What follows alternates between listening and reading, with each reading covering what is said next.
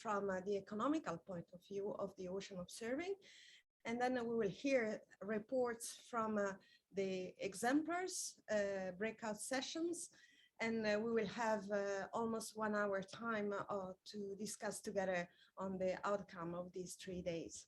So thank you very much for joining. And if you, here is David Legler, Emma, and we have also in the room Anna and Anya Way. So we are a group working from here and to deliver, well, to try to organize this workshop as that is online the best we can. So next slide, please.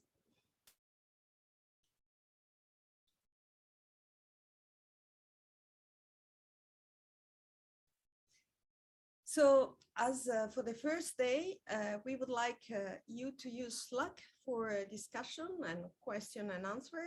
And you need to go to the channel day 13 chat and use the webinar chat only for technical help. We will not be able to follow us, the chat of the webinar.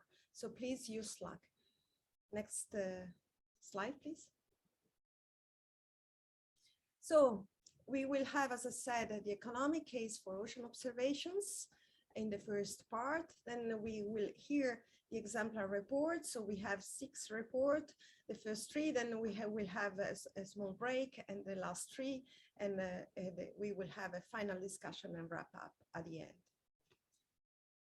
Next slide, please. So I would like to introduce the economic case for ocean observation.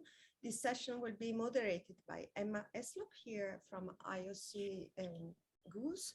And so we will hear about estimating return on investment Australian integrated marine observing system from Jim Tanney and Nicholas Gruen. And then transforming useful ocean science to usable, societally valuable information by Richard Bernkoff, University of New Mexico. So Emma, it is to you. Okay, thank you very much, Sabrina. And I must confess, I'm really excited to hear the report outs from all of the workshops that happened yesterday morning our time.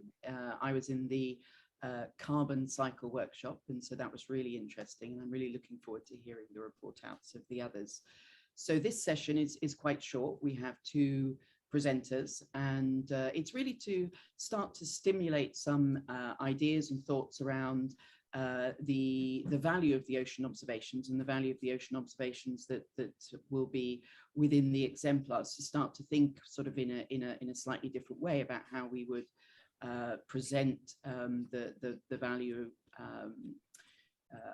of the investment into the exemplar projects. And so we have 2 really interesting and different ways of looking at this. And first, I really want to welcome Jean Tully from IMOS in Australia. Hi, Jean. Thank you very much. Hello. Yes, we're from Lateral Economics. We're a consultancy. We did this work for IMOS, I should note. Yes. Right. Brilliant. Thanks for that small correction. So even better. So not actually from the ocean observing community. So that means reaching out beyond and into some clear expertise. And if I understand it, you were looking at the estimated return on investment of IMOS. So over to you, Jean, and thank you very much for joining. Yes, thank you. And thanks everyone for joining us today. So Nicholas Gruen and we undertook this work for IMOS in Australia. It's one of the national collaborative research infrastructure strategy organisations, and we've done some work for some other NCRIS organisations. And the idea is to provide common scientific infrastructure, so for projects that are going to be of national benefit. And IMOS, as you'll probably appreciate being part of this community, there's a lot of investment that's gone into it. There's a lot of very specialised equipment, a lot of very specialised knowledge and research that has to be conducted and funded. So there's large amounts of funding that goes into it. So if you could just move through to the slides, please. Yep, the next one. The next slide, please. And the next one after that, we see that the different elements of IMOS, we have the ships of opportunity, we have the Argo floats that are floating around in the ocean and diving down every 10 days and getting observations and then coming back up and transmitting them and providing a vast range of data. We've got these deep water moorings. We're getting all sorts of data on temperature and salinity and acidification. We've got animal tracking and tagging that's going on where they're putting trackers on elephant seals that are diving down hundreds of meters into the ocean near the Antarctic, and we're getting data that helps us understand what's happening with climate change. It's just a vast array of equipment, and there's also the data aspects of it and having to organize that data. And these data are then fed to other organizations such as the Bureau of Meteorology. And so the array of activities I found was extraordinary, and it was challenging for us to think about, well, as economists, how do we assess the net benefits of this? So economists, we like to work out the benefit cost ratio or the return on investment, the project yield. We undertake a cost benefit analysis. Often the costs are relatively clear, or we have data on those. So if you could move to the next slide, please. We see that over the last couple of decades, the Australian government and partners, so this is non-profits, it's companies that see value in this type of activity, or it could be state governments. State governments have been involved as well in Australia. They've dedicated hundreds of millions of dollars over the last couple of decades to these activities, to funding IMOS. And if we go to the next slide, please, we see that it is across a broad range of activities. We've got the moorings. That's the largest, that's in terms of dollars, that absorbs the largest amount of dollars of any category. The Argo floats, funding of hundreds of floats for Australia, from Australia as part of an international effort. I mean, we've got thousands of these through the oceans worldwide, as you're probably aware, providing important data. There's funding for animal tracking and for AODN, for an open data network, ships of opportunity, and you can see all of these other things that are going on and require funding. So IMOS, compared with some of the other NCRIS organisations we've looked at, does have a significant capital expenditure, and then there's the operating expenditure that's related to that. Okay, so if we go to the next slide, please. I'll talk about how what we've tried to figure out is what's that return on investment. And unlike when you're talking about a bridge or a road, the benefits are, they're not as tangible, or they're more difficult to estimate. So with a bridge, the benefits come from people traveling over the bridge and travel time savings, and you can quantify those in various ways. You might have a transport demand model that helps you work out how a particular investment changes travel patterns and the amount of people traveling and the time saved, and you can quantify that with data on hourly earnings. Now with IMOS, it was more challenging because there is such a vast array of activities and potential benefits from it. So if you could get to the next slide, please. What we did to start with was we consulted with the people in IMOS, and then Michelle and Indy in IMOS identified a range of stakeholders, people involved in IMOS in Australia, people who were using data gathered by IMOS. And so we spoke with people doing the animal tracking. We spoke with people in the Bureau of Meteorology. We spoke with people who are running these ocean gliders that are going out and getting data and finding out what's going on in the ocean. And these data can help us potentially forecast cyclones. I spoke with Shell and Woodside, so big oil and gas companies, international companies that use the data that that have partnered with IMOS, and they're getting data that helps them position their oil and gas rigs. It helps them with their operations, and that can mean big savings to them. So they've contributed some funding themselves, and they've quantified this. Well, we use a figure in our report. They wouldn't provide an exact figure, but I got, based on my conversations with them and some other research, we've put an estimate in that study of what the dollar value is for that. And so you'll see the assumptions that were made in a later slide, where we've got a $20 million annual benefit to the oil and gas industry. So what we've done is we've tried to identify a range of benefits from these activities, and they're to different sectors. Some of the benefits that are fisheries, some are from more accurate weather forecasting, and this helps us in preparing for natural disasters. Some of the benefits are more longer term, to do with coastal adaptation, dealing with climate change. And this is where it becomes a great challenge. And I mentioned before, with a bridge or say a dam, you might have a clear sort of basis for estimating benefits, but here it's very difficult because, well, we know climate change is a challenge for the planet. Having this data, this understanding of what's going on is so critical. And so potentially the work that IMOS does in conjunction with other observing systems across the planet, this could help us respond to climate change. And I mean, how do we quantify that? We've looked at a study that has an estimate of what the cost of climate change could be and said, well, what if it's a fraction, a small fraction of that IMOS allows us to realise as a benefit, and we've counted that in a CBA. Now, clearly this is going to be indicative, it's not precise, but when it comes to things like this is possibly the best that you can do to come up with some sort of plausible economic estimate. So we've been asked to do the best we can to evaluate what those economic benefits are, because rightly or wrongly, when it comes to, well, as economists would say, rightly, when it comes to assessing different expenditure programs in budget deliberations, having that economic case can be very influential.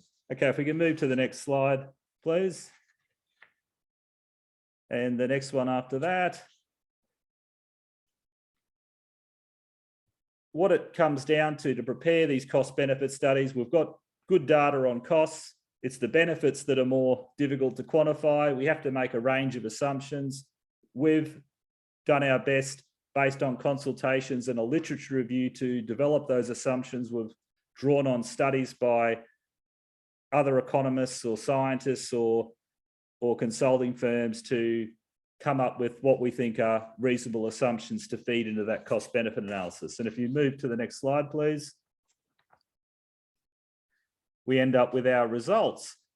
And you'll see that we've itemized the various different things that we think can be counted as benefits of IMOS's activities: fisheries management, weather forecasting, preparing for natural disasters, avoiding a GDP loss due to climate change. And this is one where it's a round number because it's a very difficult one to quantify. And so we're being honest about our level of confidence in that estimate and having it as such a round number.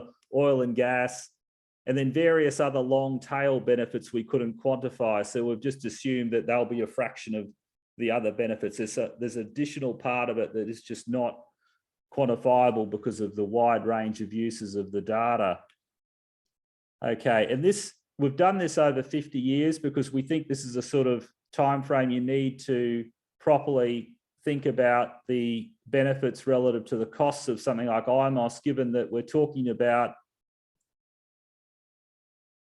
the oceans, we're talking about something that's critical to life on the planet, and we're talking about research that may not have immediate, I mean, there are obviously some immediate benefits, clearly in terms of improvement in weather prediction and fisheries management, but then there are those longer term benefits that could come from having proper, coastal adaptation that allows us to deal with rising sea levels, with a response to climate change. So we've looked at it over that longer period. And what we found is that, well, if you look at benefits, our estimates of benefits compared with total costs, where we've got the funding from the spending that takes into account both the Australian government contributions and the partner contributions, we get a benefit cost ratio of $4.70 for every dollar of costs.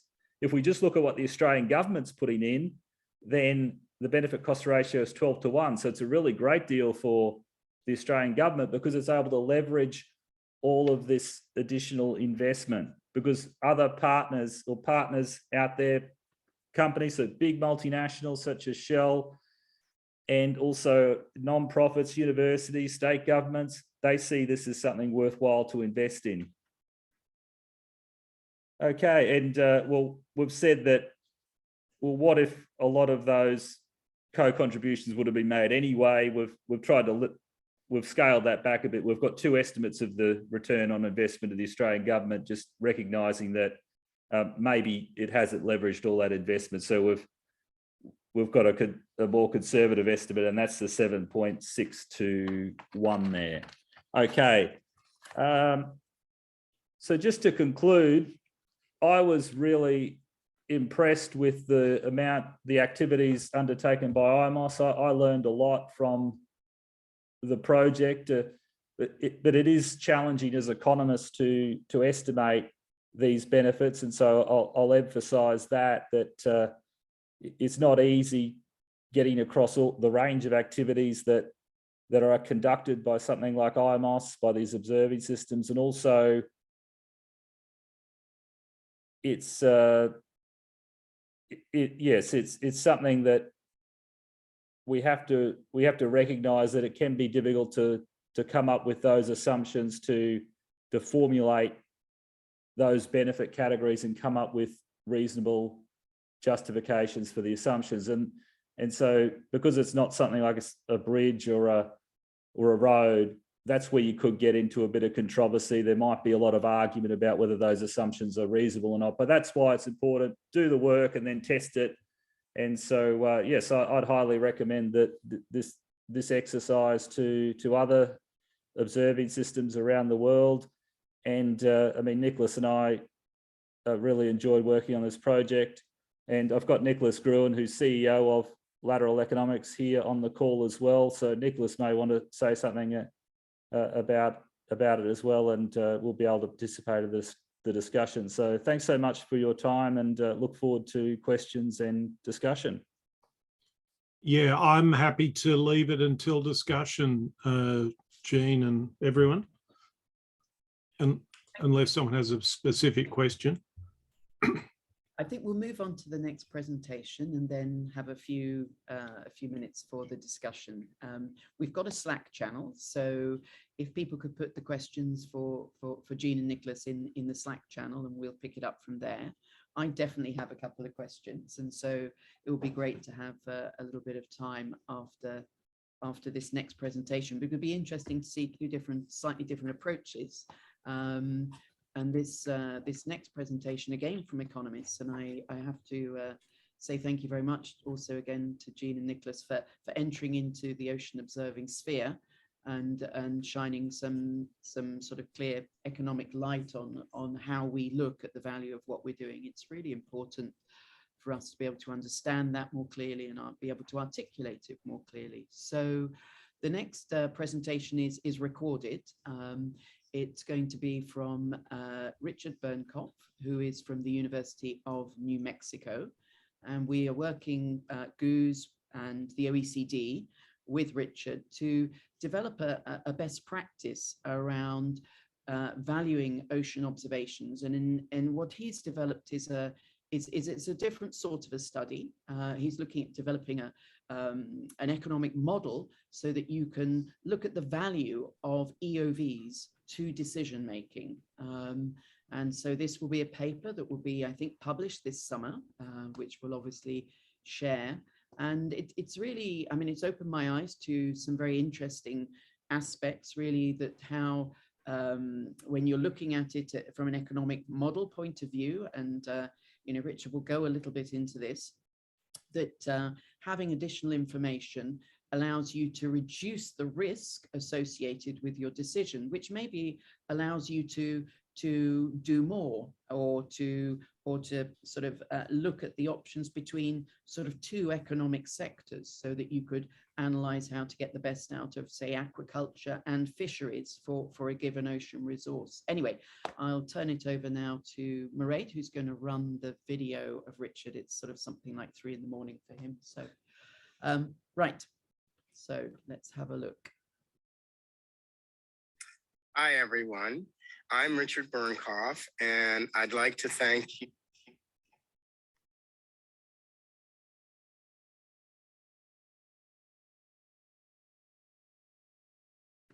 management and environmental policy. Our talk today is about transforming useful science, ocean science, into usable, societally valuable information for assessment of the joint output of fish and shellfish and ecosystem services. It is called a revealed value in use approach. The work we are doing is to incorporate essential ocean variables into policy analysis and management decision. What are we doing? We are evaluating in a paper of best practices, the existing literature on economic valuation of ocean observations, and any developments that have occurred for probabilistic decision frameworks, for prospective modeling of the application of the EOVs to understand the implications of operational actions. How are we doing it? We are integrating natural and economic sciences into a quantitative impact assessment. We will apply a spatiotemporal approach to minimize the cost of production for prospective regulatory scenarios that include uncertain environmental constraints. Why this process? It allows us to evaluate the outcomes from regulatory decisions that incorporate the level of market outputs and the impacts to the ocean environment. Our conceptual framework for the revealed value in use model is composed of data, information, and decisions. We apply this decision framework to evaluate development and environmental policies and their impacts to regional and national economies. First, we compile the data. We have historical observations, and we add to this the spatiotemporal EOVs. This allows us to develop a physical process ensemble model for analysis, which includes both of these types of data. The information that we can create is a forecast of the state of the ocean that can be used as an indicator of expected operational impacts on market outputs and ecosystem services. We can then use this information to make specific decisions by producers and regulators with and without the EOVs that will allow us to look at how much value the EOVs are to individuals. In addition, we can also look at this problem at a regional level for industries and potentially for nations. This is to understand the economic impact of including the EOVs in a macroeconomic approach. We demonstrate the benefit of the EOVs as a reduction in an uncertainty about the state of the ocean. This decreased uncertainty leads to more cost-effective decisions by producers and allows us to undertake targeted policy interventions.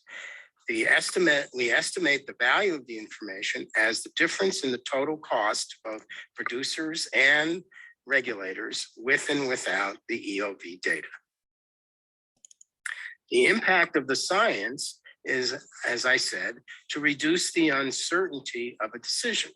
The decision in this case is to set a regulatory standard, Z-min. At the Z-min point, or that where it crosses the Z-axis, which is the quantity of ecosystem services made available at a level of production, is based on the opportunity cost of that level of ecosystem services. To the left of Z0 or Z min is where opportunity cost is negative.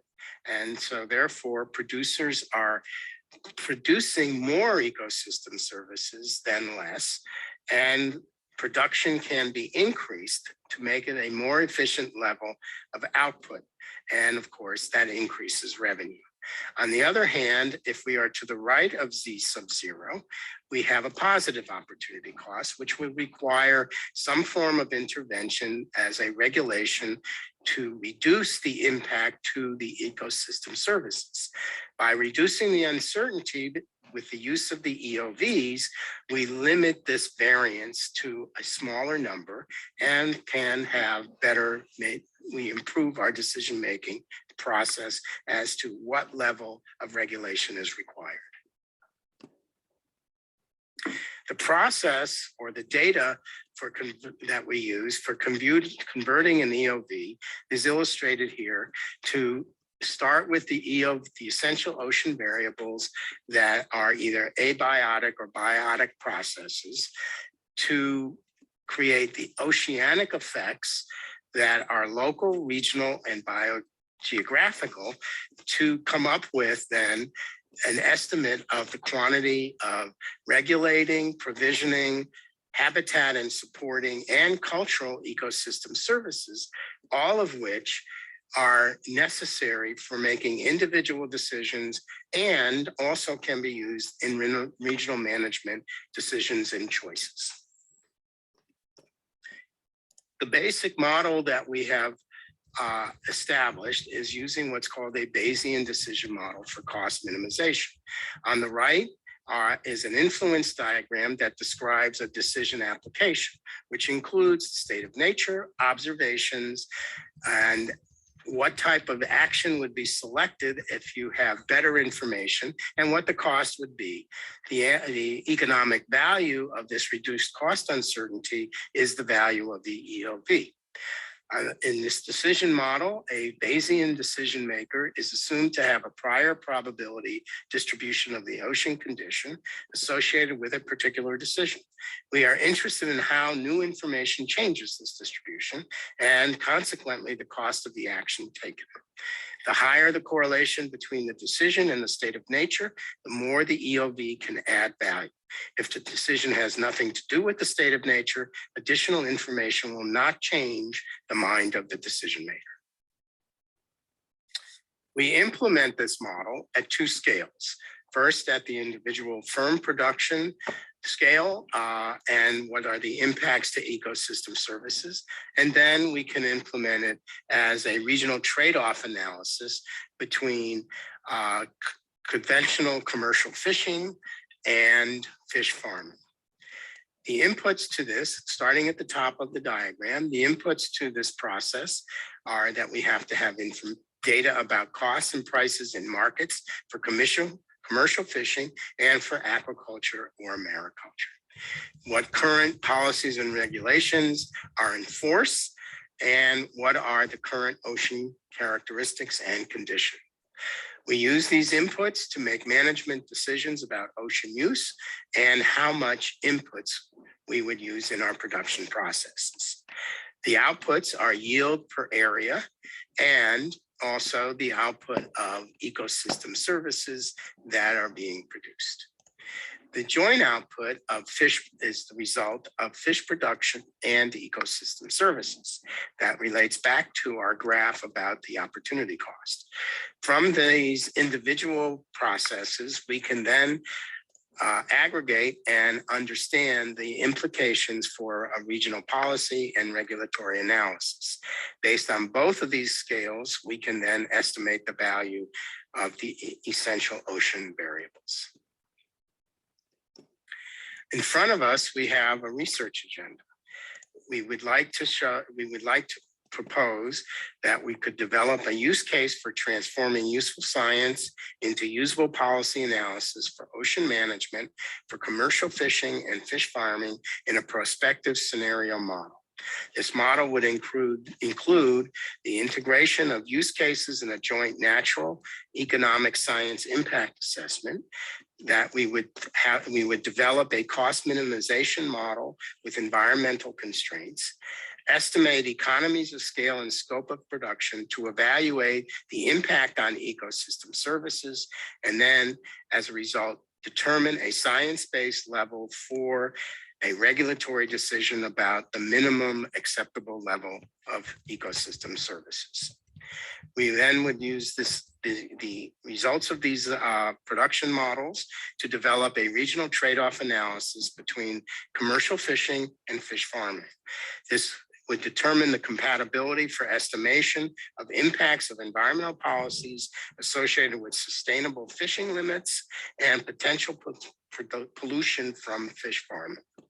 We would link the models to empirical estimation approaches that would allow us to estimate the onshore impacts for a region and potentially for a nation that would utilize input, output, and or computable and general equilibrium models. Thank you.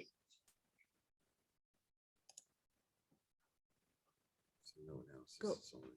Yeah, that's right. Great, thank you very much, and thank you to Richard for preparing that presentation. And I just want to note that what Richard is doing is developing a best practice model, and looking in this case, particularly in fisheries and in aquaculture, because there's quite a lot of papers that mention value, and so it's an easy one to pick up and put in as an example. But the next stage is really to test it on all sorts of questions that we're looking at. And I think, I mean, the work with the OECD is certainly interested in pursuing this further. And as with a best practice, you know, we have the model, we need to build up some examples in different areas. So I think the next stage of the project is then to look at that. So we have some questions coming up in the chat. So I'm just going to put my glasses on to read them. And so there's a couple that are beginning to ask a little bit about what your analysis covers. So one is, does it cover, and I'm going to group these two together. So David Legler is asking if it covers cost benefit from sectors such as agriculture, and which address interests and markets inshore from the coast. And just higher up was one from Bruce Howe saying, was the economic value placed on lives saved and fewer injuries and saved infrastructure from natural disasters included in your analysis? And this is to Jean and to Richard. Okay, so with agriculture, so there was certainly a benefit to agriculture from improved weather forecasting. So one of the benefits that we learned about when we talked to to IMOS and then to Bureau of Meteorology here in Australia is just the benefit that comes from all of this data being ingested into these numerical weather prediction models, which was absolutely fascinating. And to work out an economic value of that, we had to rely upon a study that was done for the Bureau of Meteorology that calculated an economic value of that study, and then we said, well, we think about 1%. We get 1% of the benefit of weather forecasting from this ocean data. So we took a fraction of that and attributed it to IMOS for our study. And in that study for the Bureau, they looked at benefits from better weather forecasting from the weather forecasting services of the Bureau to a range of sectors, including agriculture. So that covers that one. Then there was what was the other question? The cost of a life. life. Yes. So that would be part of the natural disaster cost estimate we used in coming up with our estimates, so there was an estimate done by Deloitte Access Economics that the Climate Change Council, there's a study on the cost of extreme weather events. And there was also a study by Deloitte Access Economics on cost of unchecked climate change. So we've drawn on other work. So given the scope of what we had to do and the time frame, we had to rely upon studies that others had done and their estimates. And if I recall correctly, they did cover those issues with loss of life and damaged infrastructure. I'd have to go back just to confirm that, but it should be implicit in those numbers. I mean, they're clearly things you would consider in a cost-benefit analysis. Thanks, Jean. I'd perhaps ask a follow-on question. When you were discussing with, say, the Bureau of Meteorology about their estimates, how, did they have a much more sophisticated methodology for than the oceans community for assessing their benefits? Is this something that they did on a regular basis, or do they struggle in some ways as well to define these benefits?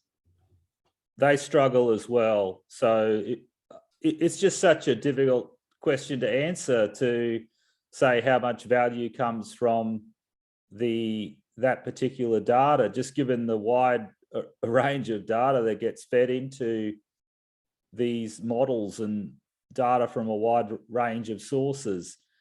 So they couldn't say for certain, they couldn't quantify it. So, and there were multiple people in the Bureau that we had to speak with, and some of them had different views from each other. So look, we've made an assumption that we thought was reasonable based on the consultation, but it's probably something that is almost impossible to answer, really. Just whether, just how important particular data items are in that model. It'd be very difficult to work out. So that's great. That's really useful insight for us. And there's another question here, and it's from Mary Beth Neely, and she's asking whether you valued into the IMOS calculation the work of the scientists in let's say quality control of the data before it sort of reaches, let's say, the IMOS database system, because I think that might be under the work of the regional partners of IMOS. We certainly consulted with the head of data at IMOS, and we did. I think we have a discussion of that work that's done in synthesizing all of this data and the various uses for it in the report. Now, we didn't. I mean, it's sort of implicit. That benefit is part of the range of benefits that IMOS is delivering, and that we've tried to quantify in an indicative way, but I can't say that we've looked specifically at that activity and then tried to map exactly what is that achieving. I mean, we haven't got down to that level of detail, and I don't think you could get down to that level of detail, but it is certainly it's one of the things that IMOS does that is valuable, that means it's delivering quality data to a wide range of users, scientists. It's delivering quality data to the Bureau of Meteorology. It's delivering quality data to, say, Shell or Woodside or companies that are using that data. So yeah, it's part of the story, but we haven't specifically modeled it. But to be honest, I'm not sure how you could, unless you did a focused study on that aspect. I mean, what we've tried to do is come up with the best quantitative estimate we could, given the time frame of the study and the fact that we couldn't spend years doing this study, which might be what you need to do with a large budget to be able to get that really precise modeling of specific activities and the benefits they deliver. So thank you very much for that. There's some more questions, because this is we've got to wrap up the session because we need to leave some time for the reporting out. But there are some questions in the Slack channel, and if we have time, we'll try and go back to those. So thank you very much to Jean and to Nicholas for joining us. Thank you. And I'm going to hand back to Sabrina. Yeah, thank you very much. I learned a lot, and I think we need to pursue this kind of studies, because they give insight also on not only on the benefits themselves, but how the society really is linked to our observations. So thank you very much, and I'm going back. Maybe Myra, you can put up the slide. So we'll hear now about the report on the 6 exemplars that our first break in building this ocean observing co-design effort. And so we will start with the first three. They have met before the workshop. They had a larger discussion and integration of different points yesterday through different breakout sessions. And so we start with the first one, towards an integrated fit for purpose observing system in the boundary currents areas. So, and I think it's Anna reporting for us. Yep. Okay. Thanks everyone for attending today. And yeah, I'll be doing the quick report out for the boundary currents workshop. Just skip the first 3 slides, please, until slide 4. Sorry, just put them in for reference. Pre-recorded. That was just for me. Anyhow, so we actually had 2 workshops before the breakout session yesterday. We had one last year at the OCG 12 meeting where we started talking about boundary currents, and Tammy has been leading this effort, and we hosted another workshop this year at OCG 13 about last week, but it was last week, where we talked about sampling methods and improving our sampling methods for boundary currents and what has already been done. There's also have been the workshops and webinars from the OOPC group on all the different boundary currents that you can find on the GOOS website that we tried to take into account for the discussion yesterday. And yesterday we met and we heard from Marjolaine Krug on the reports on the boundary currents task team, and we heard from Colette Carey on observing the eastern boundary currents and using different sampling methods and how they influence the assessment and how they impact those models and assessments of boundary currents. We then had some questions drafted, including what we should use to make decisions on where to put platforms to observe boundary currents. Should we use models to assess that? Should we do observations and then modify our sampling methods? We talked about different stakeholders, observing networks that are already included and doing these types of observations, fundings, and a pilot project. Specifically, we talked about synthetic observations assessments and whether we should use them for a pilot region. We discussed existing models that are already in specific regions and available, different observations that we can utilize for our ongoing pilot that we are trying to implement. We also talked in depth about who's already doing work in the region that we're thinking about, including what already sampling methods that are employed in that region and how can we improve them. So there were some really great discussions on how some of the sampling methods that were used for the Australian boundary current could be used for our pilot project. And one big discussion was stakeholder engagement and how to best tackle that. And then using biology in boundary currents and including biology and biogeochemistry from the start while we're implementing this pilot project. I will please go ahead on the slides. We drafted a benefit statement and some stakeholder discussions that we had that I want to quickly read out. So a benefit statement for this exemplar is boundary currents are critically underlying drivers that border ocean basins and can be either highly energetic, contributing to global climate systems, or productive and rich in fisheries critical for food security globally. This exemplar will establish a pilot project around creating an effective, sustained ocean observing system within the understudied western boundary Agulhas Current.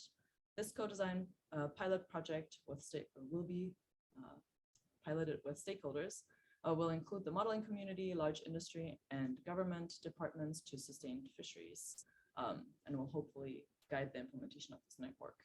Next slide, please. As I said, we talked about stakeholders a lot. We got some really, really great input from a variety of people that attended our breakout session, including considering specific questions when we're talking about stakeholders, including what scope are we looking for and what's the stakeholder range that we want to include. As we have to have different communication methods to address different stakeholders and including them in these activities. Methods to ensure that we have a full representation of stakeholders and that they can inform the process from the beginning. Designing feedback loops to iterate and make sure that we're addressing their needs and concerns, and that we're communicating our work and our observations to them, and they know that this exists. And then we also talked about compensation and making sure that when we're, for example, going to traditional knowledge holders, that we're making sure that they're being able to be reimbursed or compensated for their time to come to these events and offer their input. I'm not going to read out all the stakeholder groups that we put forward for this group, but this is a preliminary draft of the people that we are thinking about including in this project. Next slide, please. And lastly, we drafted a couple of next steps, which mostly is around stakeholders. So we talked about our pilot project region, and there was a lot of support from the group that was attending the workshop. So we will go ahead with our Gallus current. We then want to take into consideration all of those questions that were raised and make sure that we're including stakeholders from the beginning and inception of this project, and not just going ahead with what we want to do and what we think is more important, but make sure that we communicate to them and get their input early on. So we want to brainstorm a little bit more and meet again to talk about the specific range of stakeholders and who are the specific people that are actually affected, not just the general term for stakeholder, but who are the people, and identify representatives that we can include in this this endeavor. Develop a timeline, and then scope out these different pieces that I'm not gonna all read, and then we will create a roadmap that we want to present to the supporters forum, get in touch with these people, and kind of create an outline of what we think could be possible, doing a scoping assessment for what models, ocean observation capabilities already in the region, who are the main people that are already working on this topic, and then present that to our stakeholder group and talk to them about the scope that we're thinking about, and next steps, and then get their input before moving forward with any specifics. And I think that was it. Thank you very much, Anna. Very impressive. I think starting working with pilot region is really a very well thought approach. So yes, thank you very much. So we'll have some time of discussions at the end. So we go now to the next exemplar, and I think it's Richard. Yes, hello, I'm here. Hi, Richard Sanders. So Hello. I wait just that Marit put up your presentations, and then you can go on. So we have seen, I think that one other group of stakeholders that is important in your exemplars should be also the weather forecast and subseasonal to seasonal. So I think it has a really a huge importance, this boundary system. Okay, so time for a carbon change, a sea change. This is the carbon exemplar. So Richard and Anya, who is here, this is for you. Go ahead. Okay, well, thanks, Sabrina, and welcome everybody, and a particular thanks to everybody that came to the discussion yesterday. One of the key issues in my mind, and I think Anya's, was this issue of kind of scope, and I think that we made a lot of progress in thinking about that. So I've titled this program or this project "Time for a Sea Change," and could we have the next slide, please, Marie? Okay, so just some background. We started by reviewing what we know about the ocean carbon cycle, and this is common ground for all of us, but it's worth repeating nevertheless. The ocean is a significant term of the global carbon cycle. It slows climate change, extends the time we have available before we hit net zero, and as a result is a huge benefit to us. It also supports fisheries and biodiversity, and those two benefits are kind of in conflict with each other because of ocean acidification.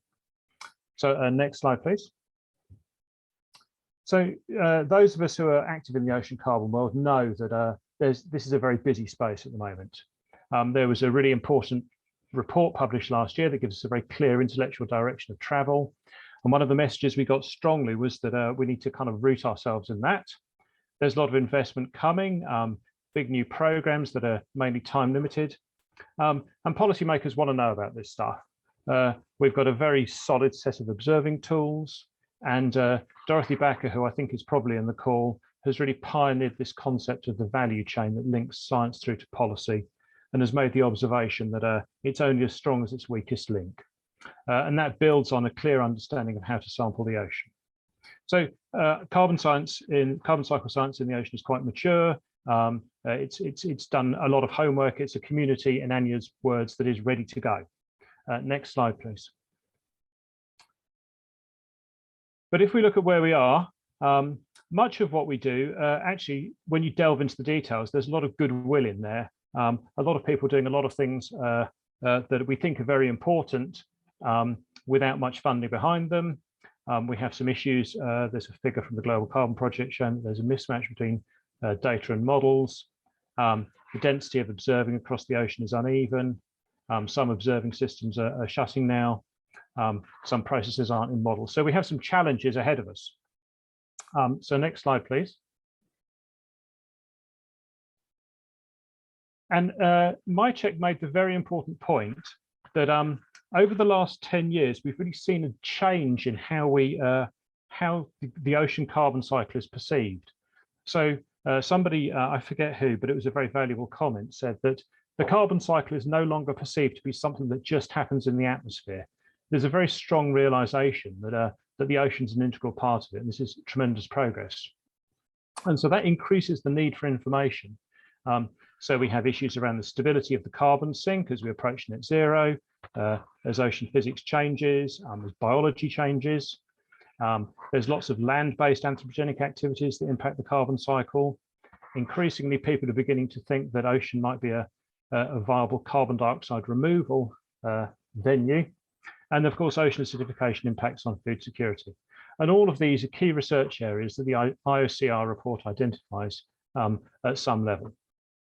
So there's a big societal push on a lot of aspects of the ocean carbon cycle, which we need to respond to. So the next slide, please. And just one example of this is that our ability to estimate the role of the ocean in climate change is less secure than our ability to estimate the role of other key parts of the global carbon cycle. So there's a very mature and well-developed way of estimating terrestrial emissions, but I think it's plausible to argue that our ability to do the same in the ocean is not grounded in the same level of kind of statute and commitments by the Paris Agreement and so forth. This leads to a kind of an appetite for more investment.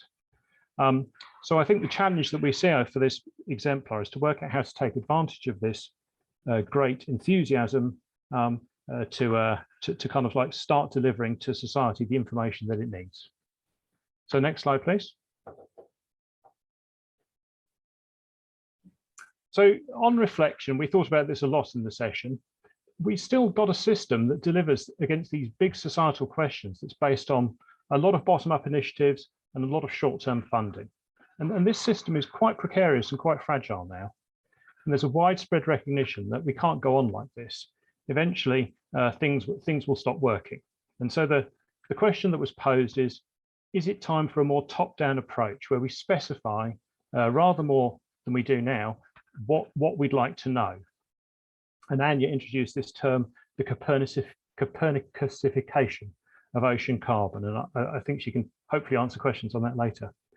And to my mind, we're beginning to see this happen already. There's two important initiatives highlighted on the right-hand side. One is the G7 activity that's being led by IOCCP, thinking through what we need to do to measure ocean carbon uptake. And at the bottom is a WMO initiative around building a really solid and robust greenhouse gas monitoring system. So I think we're beginning to see this happen at the sea surface. And can I have the next slide, please, Marie? But the ocean carbon cycle is not just surface uptake. And addressing some of these big questions requires information in the interior on the changing role of biology, marginal seas, links to the AMOC and so forth. And so the overall concept that we've come up with is that this exemplar should focus on building a blueprint for how to supply key information at the basin scale, and then to seek funds to implement this in one location. But it's important to say this is based on existing efforts. We know how to do many of these things. The key transformation that we think is required is a transformation in the funding and the operation, so that we can kind of start delivering in a more robust and systematic way the information that's needed. So that brings us on to the next slide, please.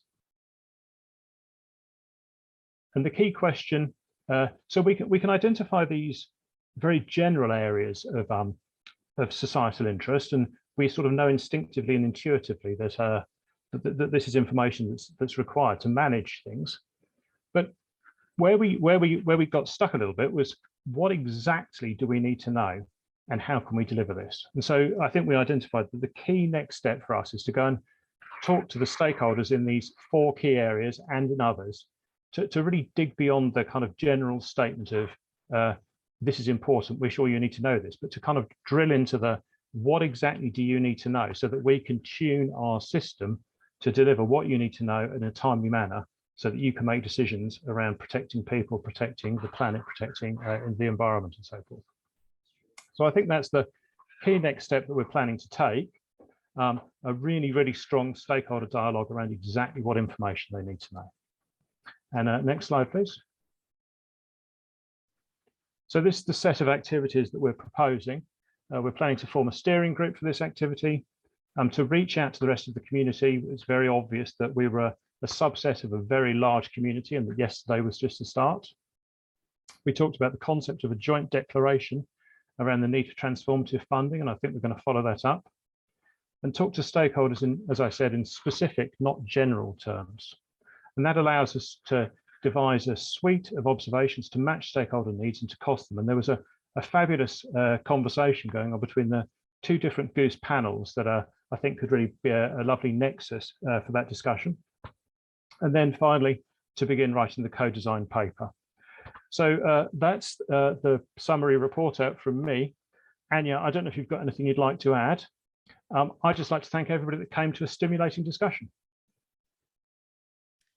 Yeah, so I felt there was a couple of things, Richard. First of all, we did, if we go back to the actual stakeholders that we talked about government as being, national governments as being important. I didn't see those on the list. So I think we talked about intergovernmental organizations like the UNFCCC.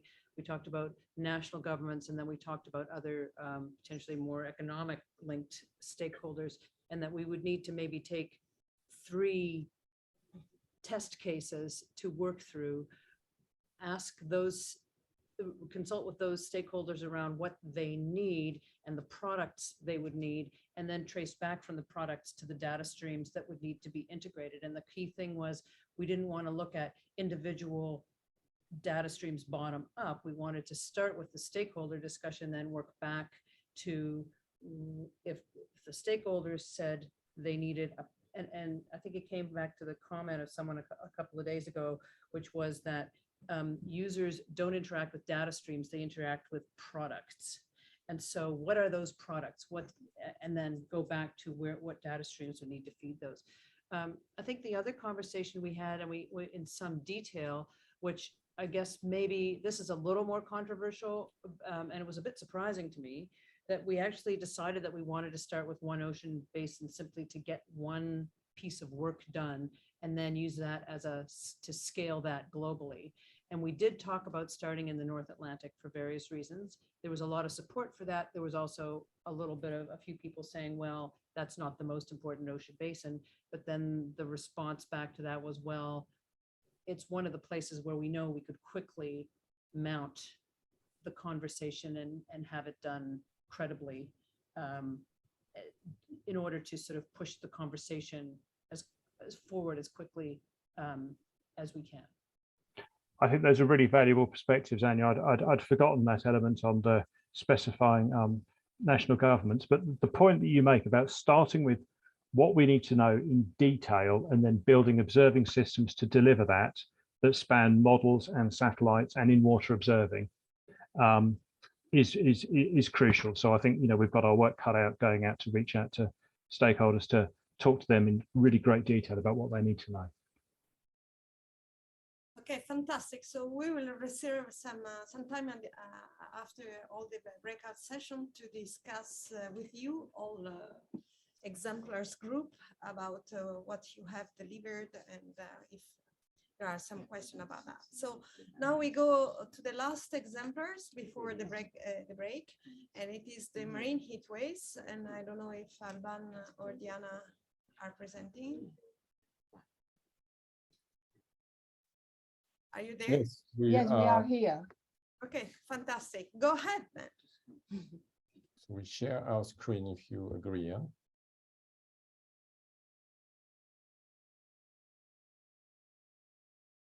You have your presentation here, so go ahead. No. No. Okay, so you want to share from your screen. Margaret, is this possible? Yes, it is. Yeah, if you try, you should be able to screen share now. Go ahead then.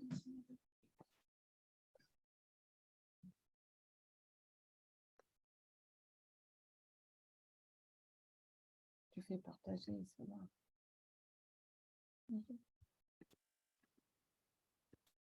Okay, do you see our screen?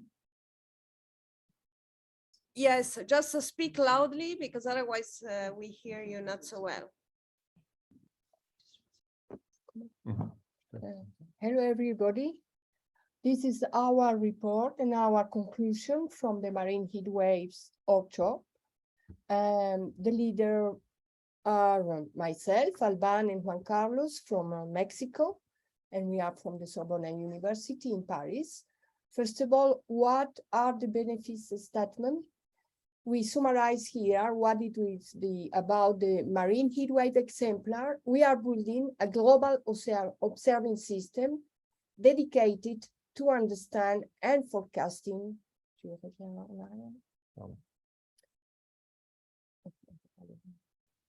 And forecasting of marine heat wave. This is a co-design with end user in order to deliver the relevant information for a science-based decision support systems.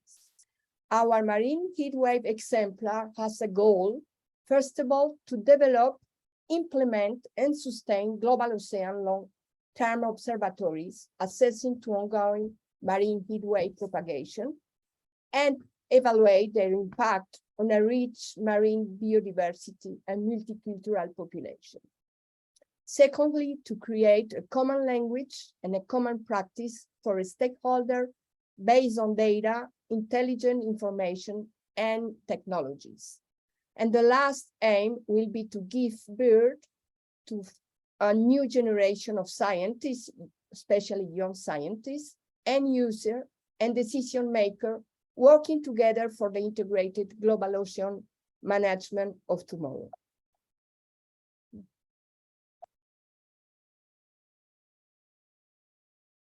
So in terms of stakeholders, we discussed, of course, the list of our stakeholders. So here's our general type of stakeholders concerned by marine heat waves, and they include the fisheries, managers, agencies, and fishermen, aquaculture operation, coastal marine reserves, ecosystem reserves, managers, climate agencies, meteorological services, and ocean services, forecast services. We did not list each of our stakeholders region by region, but we, of course, decided that we would collect this information in the next weeks for each of our participants. So in terms of engagement, yes, there is a wide range among our community of engagement. Some very operational marine heat wave forecast systems already work with specific stakeholders and end users. And there is a common need to communicate with the others, especially the other exemplar, because we believe that there are strong interactions to develop, in particular for linking the marine heat wave impacts to other anthropogenic stressors of the ocean, like desoxygenation, eutrophisation and acidification, as well as even algal blooms, all are collateral effects of marine heat waves. They are called compound marine heat wave with many dimensions to this type of events. What is our vision and what could be the next step? First of all, in this working group was our 2 meetings, because we organized 2 meetings to taking together the people from the east and from the west part of the global planet.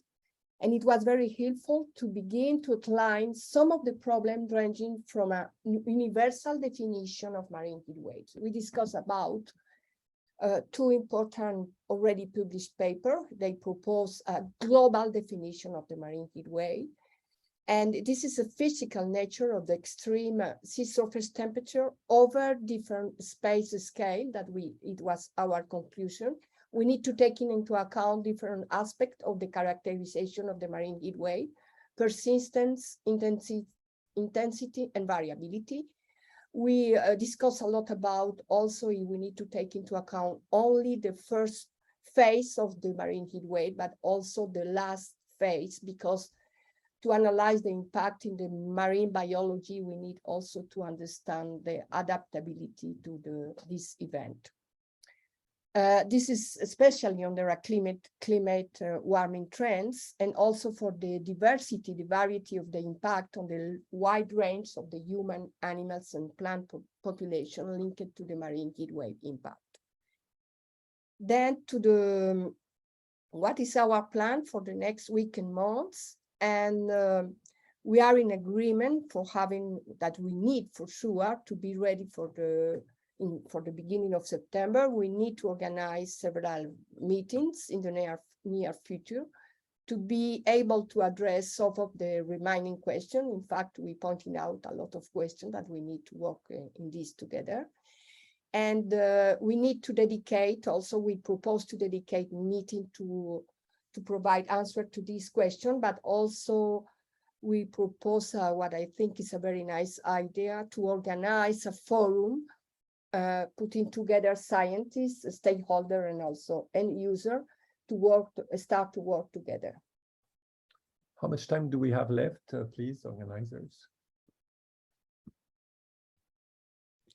So for, I don't know how many slides you have. We would like to have 10 minutes before the break to have some question for the exam from the exemplar. So you have like 5 minutes. Okay, it's okay. Okay. What are the key learning that we obtained from our discussion about the code design? Of course, this is the most challenging, one of the most challenging part of the exemplar is to systematize discussion with stakeholders and end users to find something that is more with a kind of a procedure, some standard ways of discussing. So, like for example, a first idea was a forum of discussion, of written interactions, but we want to find other more systematic ways of interacting with the end users. There are a lot of examples in our group, so this is we hope that we will have to we will learn from each participants, and we want to develop new. We hope to develop new methods of discussions.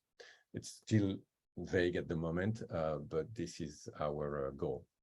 The potential cross connection with the other exemplars seemed obvious to us since the beginning.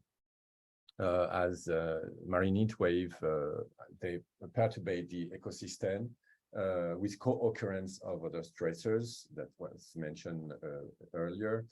So we thought especially of interacting with the boundary current exemplar, the ocean carbon cycle exemplar, due to the impact on carbon sequestration of marine heat wave. We also think that the tropical cyclone group is probably also has probably some information relevant for marine heat wave events observation and forecast. And of course, in terms of impact on marine life, the marine life exemplar. We discussed a lot gaps. Peut-être je continue là-dessus. Especially, I mean, we were all aware of the existing gaps. Here, maybe we can summarize quickly. The satellite are of course very much used in the community of marine heat wave forecast, especially for temperature measurement, but it works only at very large scale, away from well, not only at very large scale, but away from the coastal economical exclusive zone, where we know that we need other information than the satellite. Same for chlorophyll and salinity, like in temperature, of course. Subsurface temperature have been identified as important as SSTs, and there is very little way to get this information away, I mean, near the coastline, the Argo providing only information in the open ocean.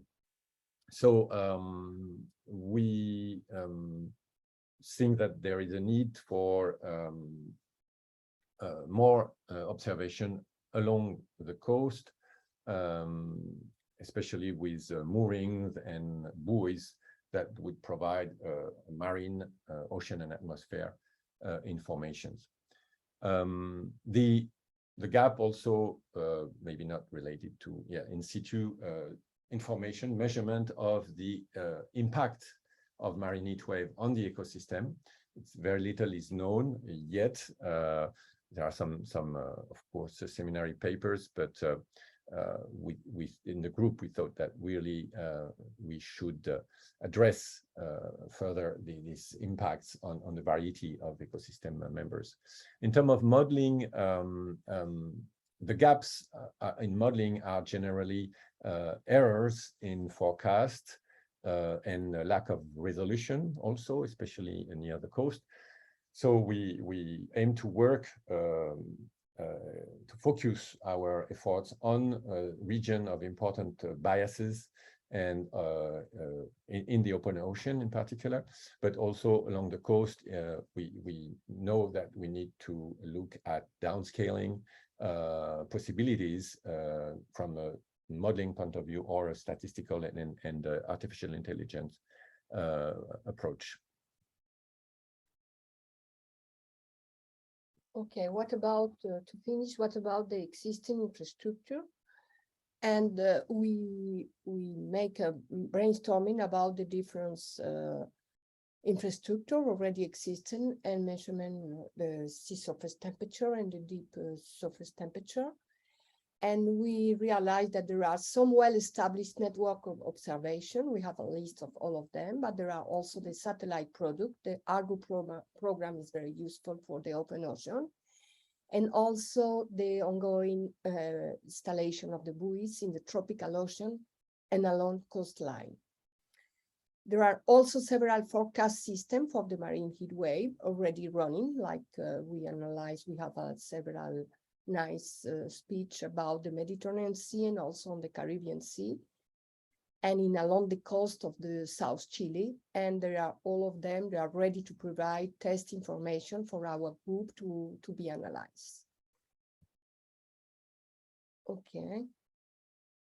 The type of project activities and what we would like for the next 1 to 2 years is to connect with the other group to elaborate the common methods for observation that will be fulfilled for different purposes, integrate observational data into a modeling and a prediction effort.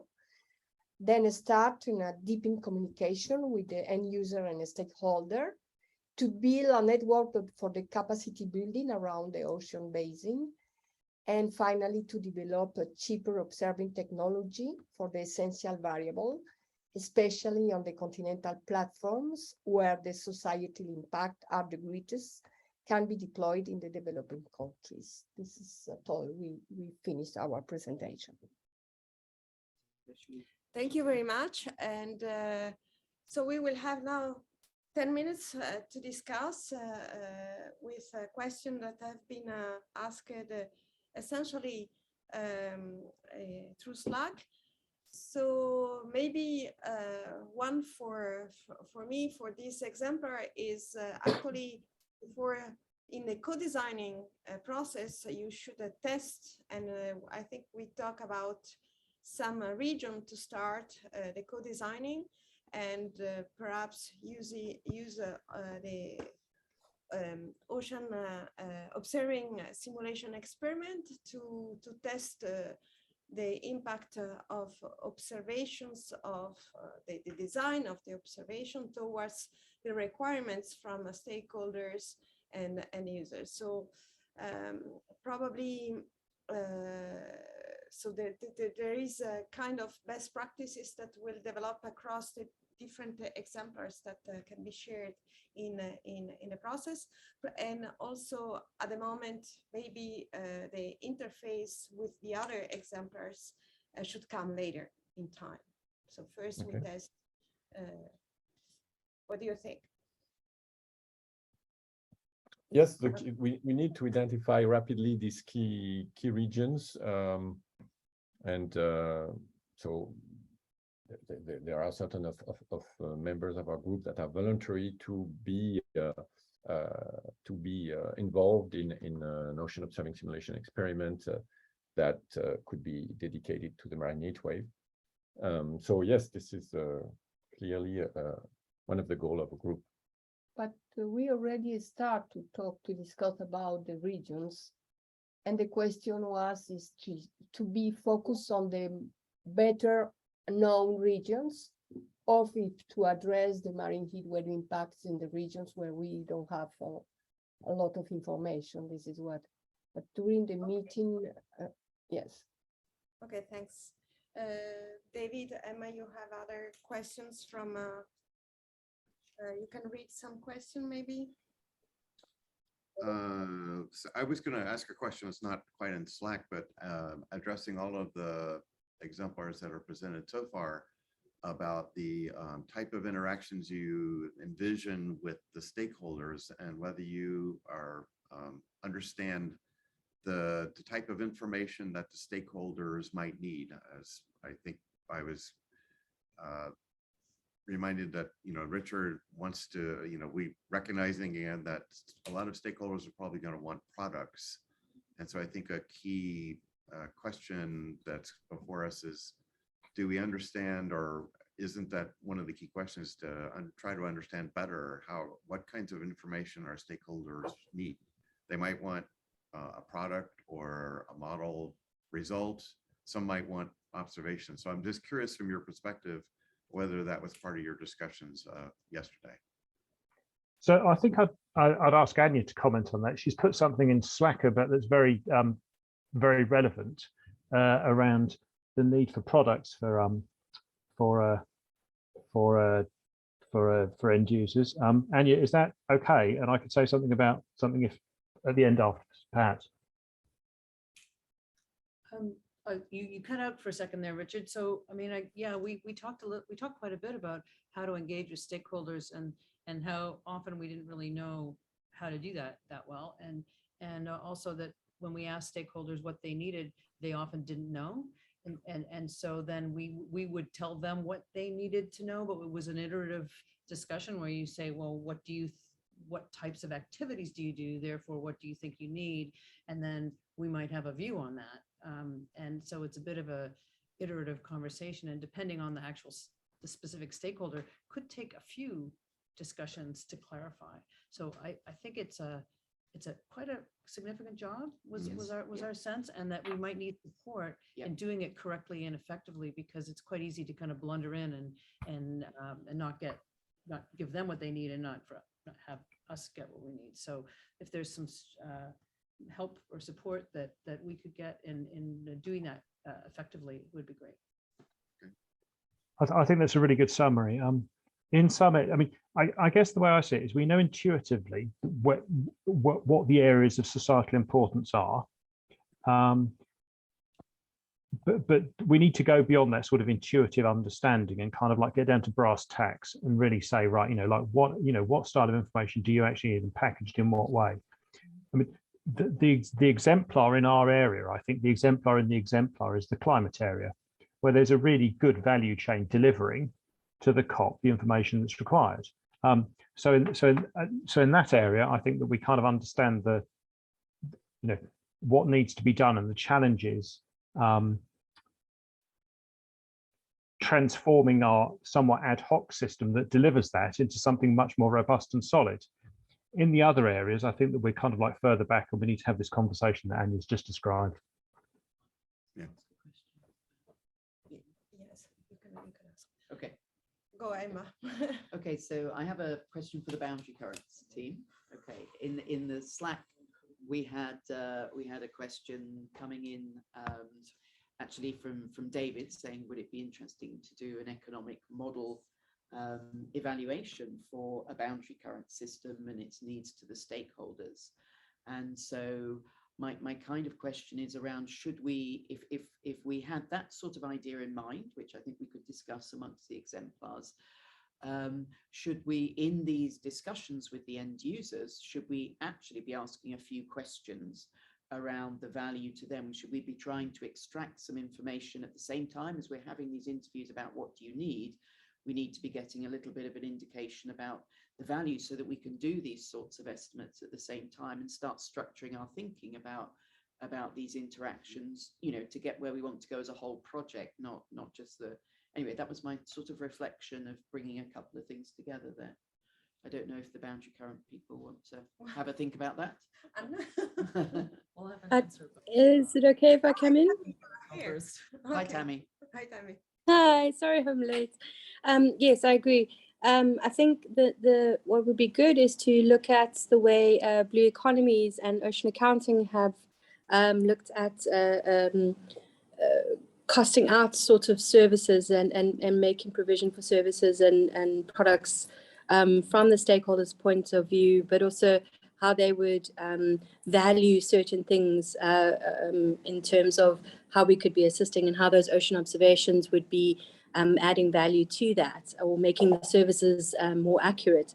So it's a nice model to maybe jump off of and see where we can go from there. But I agree, yes, it would be a good thing to understand from a stakeholder's point of view. Is it a subsistence fisher that's just looking for his 5 fish a day, or is it a bigger commercial thing, and understanding how that is valued, not just economically, but perhaps also in terms of society. Okay, so thank you very much. We now have, we are at the break, and so we will resume the session in 10 minutes. So 35 back, and we will continue this discussion after the presentation of the last 3 breakout sessions. Thank you very much. And Great. Okay, so breakfast.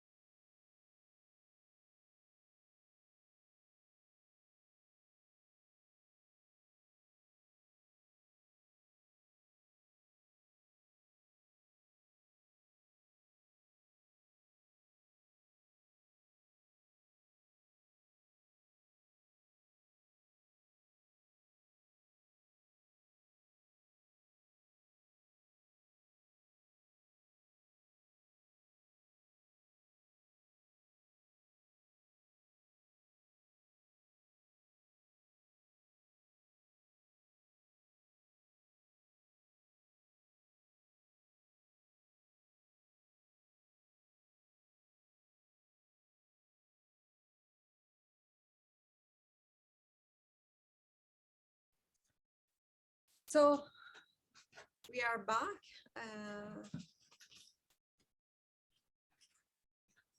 So we can continue our session with the next exemplars. And so we will have tropical cyclones, storm surges, and marine life. So I don't know if anyone from the tropical cyclones is here and who is reporting. Scott? Yes, I'm here and I am reporting. Okay, thank you very much, Scott. Then the floor is yours, and we will have some discussion later. Okay, thank you. Here's our title slide and our very large steering committee. This was important for us to have that global representation on the steering committee.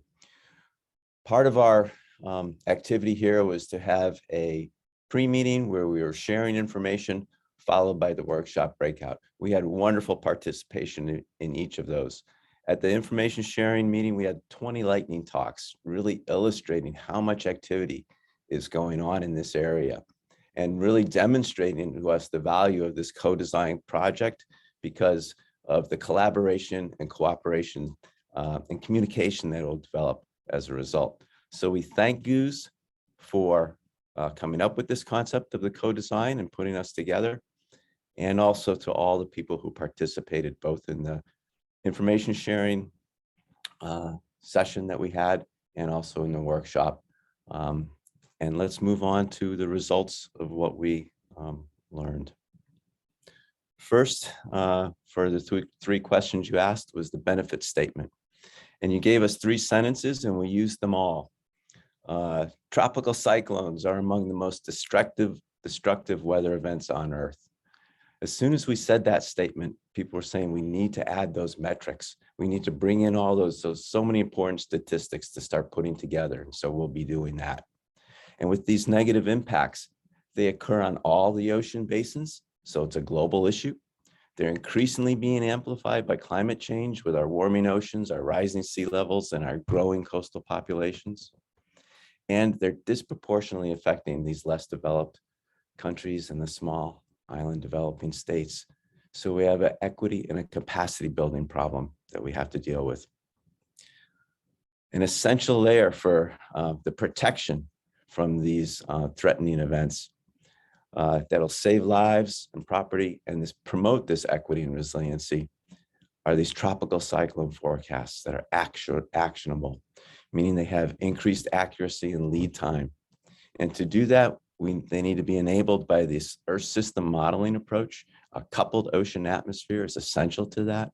And they need to be supported by the required surface and subsurface ocean observations to keep that model accuracy and lead time up there. And so to implement this, we envision this collaborative global network. It's regionally distributed ocean observing systems, and that through this co-design process, there's 2 key pieces to this. We have to improve our understanding of the coupled physical processes during this intense atmospheric forcing. So this improved understanding is going to improve the models. And then we also have to address what was identified as a dearth of ocean data available for the forecasting applications. And that data is needed for both assimilation and verification of the models. And so that's a long, wordy statement. So the next statement, just to put it very concisely, the next page.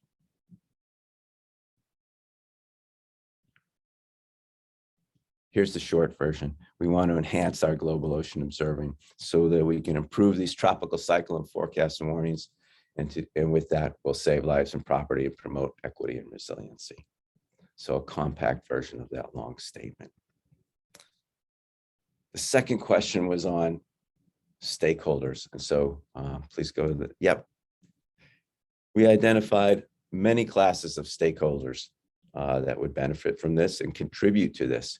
And we clustered those, with the most general clustering being on the provider side that helps us implement the ocean observing network, and also on the user side that implements the value chain that goes all the way from the scientists that are coming up with the new discoveries to the public that is benefiting from the warnings.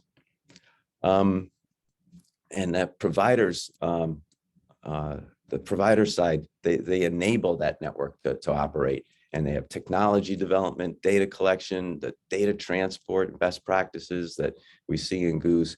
And then on the user side, pieces of that value chain are implemented them, and they make these safe communities. And we built a stakeholder diagram to show that.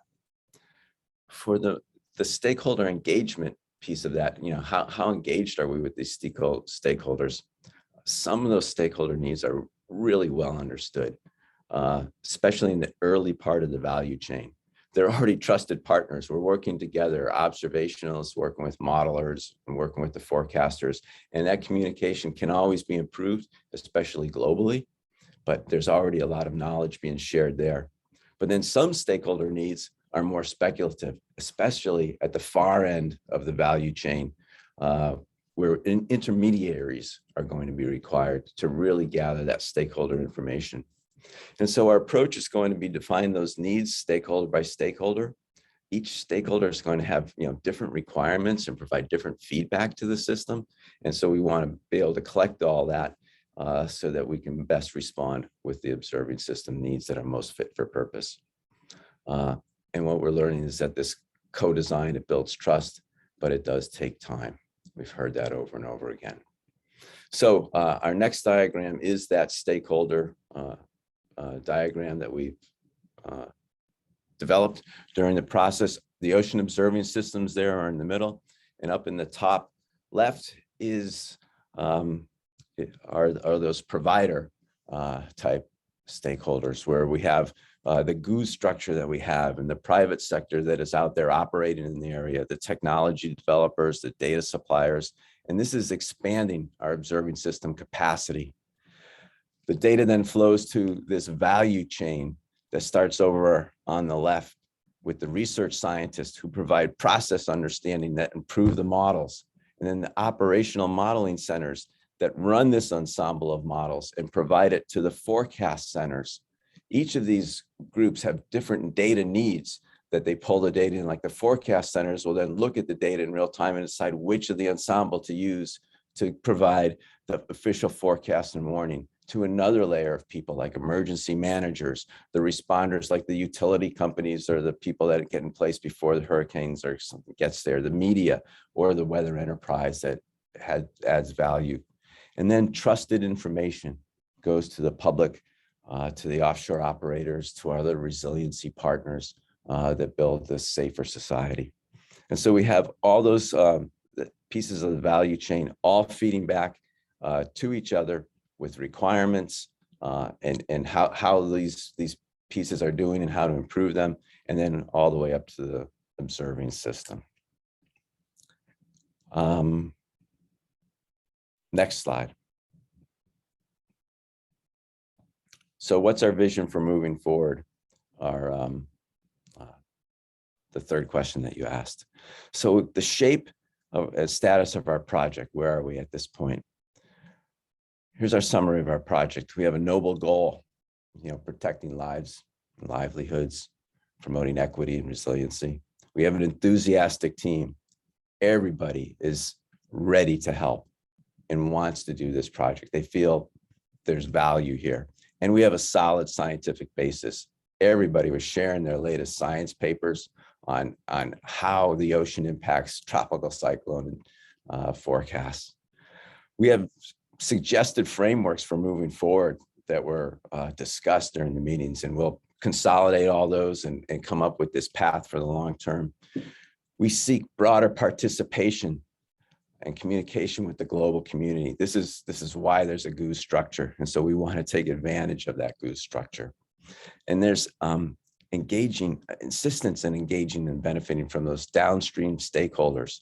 Ocean observers probably are not the best people to go to some of those downstream stakeholders. There's probably intermediaries that could do that job better for us.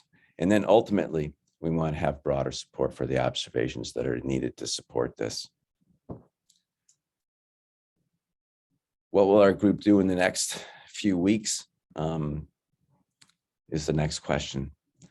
One of the things the steering team is going to do is we have a lot of notes, And we've been using this shared directory. It's been very productive for this because people are able to go in there and comment on it. And we're going to organize those responses. We'll share this with our email list for broader input. The steering team, we definitely need to meet regularly then to prepare for that September's supporters forum and produce those results that we're going to be presenting on that. And so we're ready to do that. And we also encourage others to join the steering team if they'd like to. The next slide. How will we push this effort forward? A long list of things that we noted that we know we want to do quickly. We want to develop that longer term framework from the suggestions, especially the communication parts and the capacity building parts, so we can really build this global community.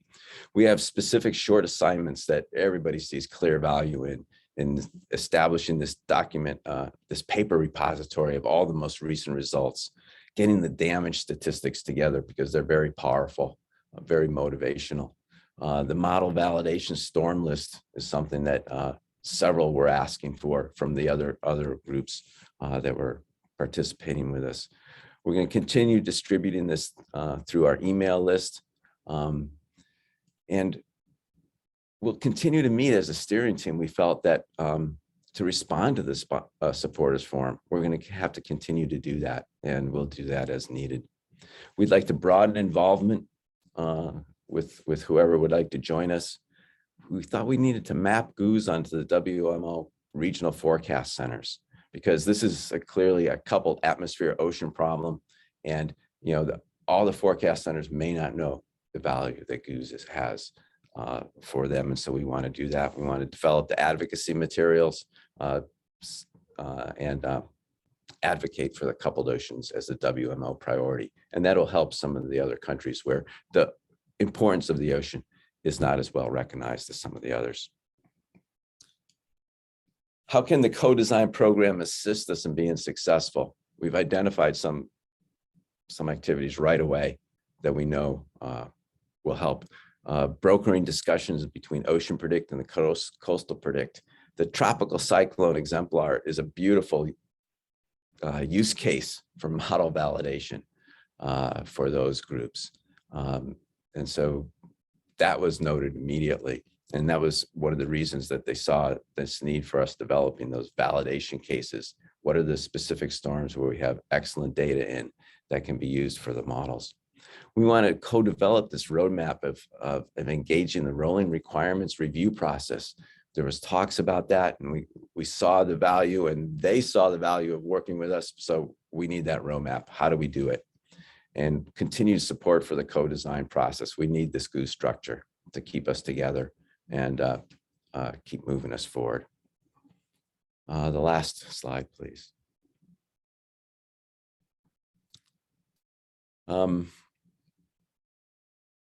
So what have we agreed to do to get ready for that supporters forum in September? So we need materials to develop on that. We're going to collect our tropical cyclone impact statistics, like the economic losses of lives. They're all very powerful. Collect that information on why the ocean is important for the forecast. So this state of the knowledge right now, there was so many good talks in our lightning talks. We're thinking like a frontiers paper eventually will come out as to what, you know, what's the state of the knowledge right now, and what are we doing about it. We want to identify those significant tropical cyclone test cases that are data rich. They're wonderful examples to highlight the importance of this. Determine what observations are currently being assimilated in the operational centers around the world. We're going to solicit papers for the document repository, keep growing that, and we're going to continue to use this GOOS framework. We hope to make contact with the groups that we have not yet engaged. And can we identify the key influencers for the supporters forum? This GOOS structure is very important for us. You know, we need official forecasts and warnings to go out to people. So bringing together those leaders in the regional alliances and the WMO forecast centers, and the ECMWF was very involved in our discussions. And so we want to bring those groups together. They provide, you know, an endorsement of what we're doing. As they say, it's important. We saw the private sector is very important in some of the well-developed areas like the reinsurance industry, the energy industry, or shipping.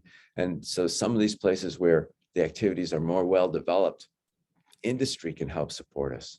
In some places where we need capacity development, perhaps it's foundations that we can go to help us with that piece of it. That's what we have. I know there's many others on the call from the steering committee. Maybe they have something they want to say, but that's our presentation.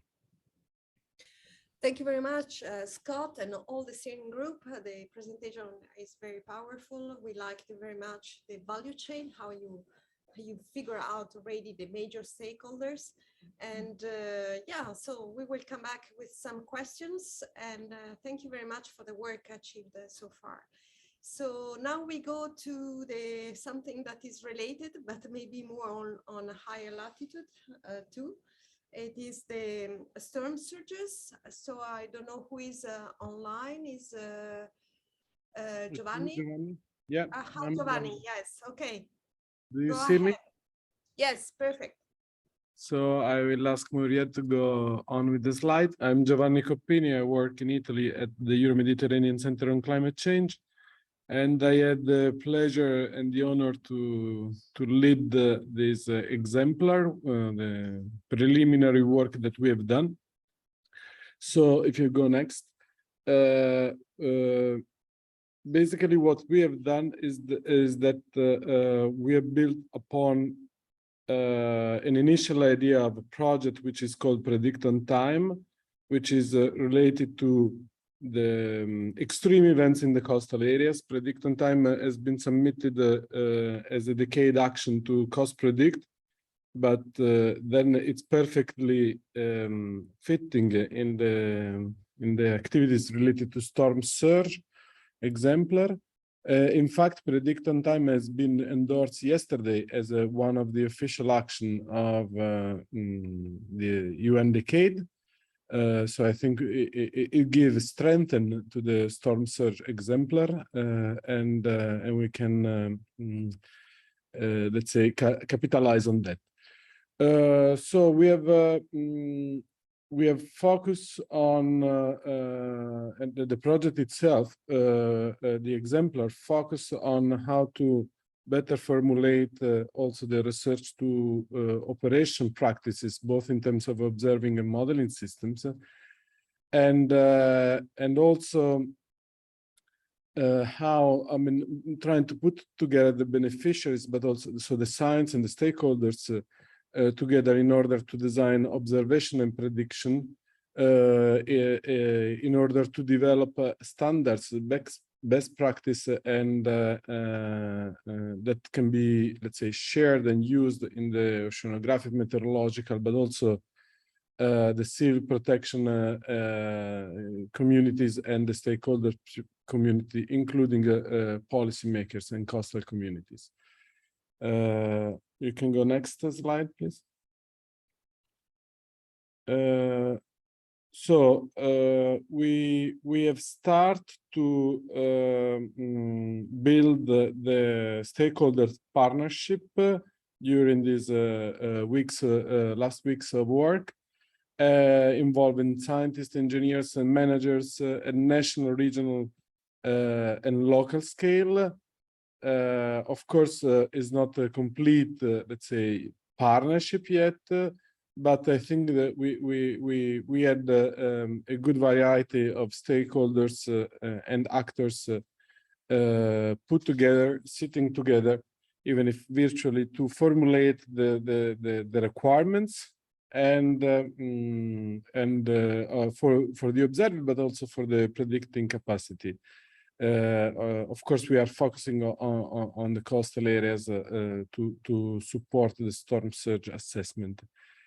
The third point of this list highlight that both the scientists and the stakeholders and the users community, let's say, start to identify gaps or agree on gaps, such as the uncertainty estimation, the citizen science enforcement, so the need of involve more the citizens in the community, local community, to monitor the coastal inundation and storm surge, and also the need of integrating together the observation and models as much as possible through either machine learning or data simulation in order to improve the analysis and forecasting capacity.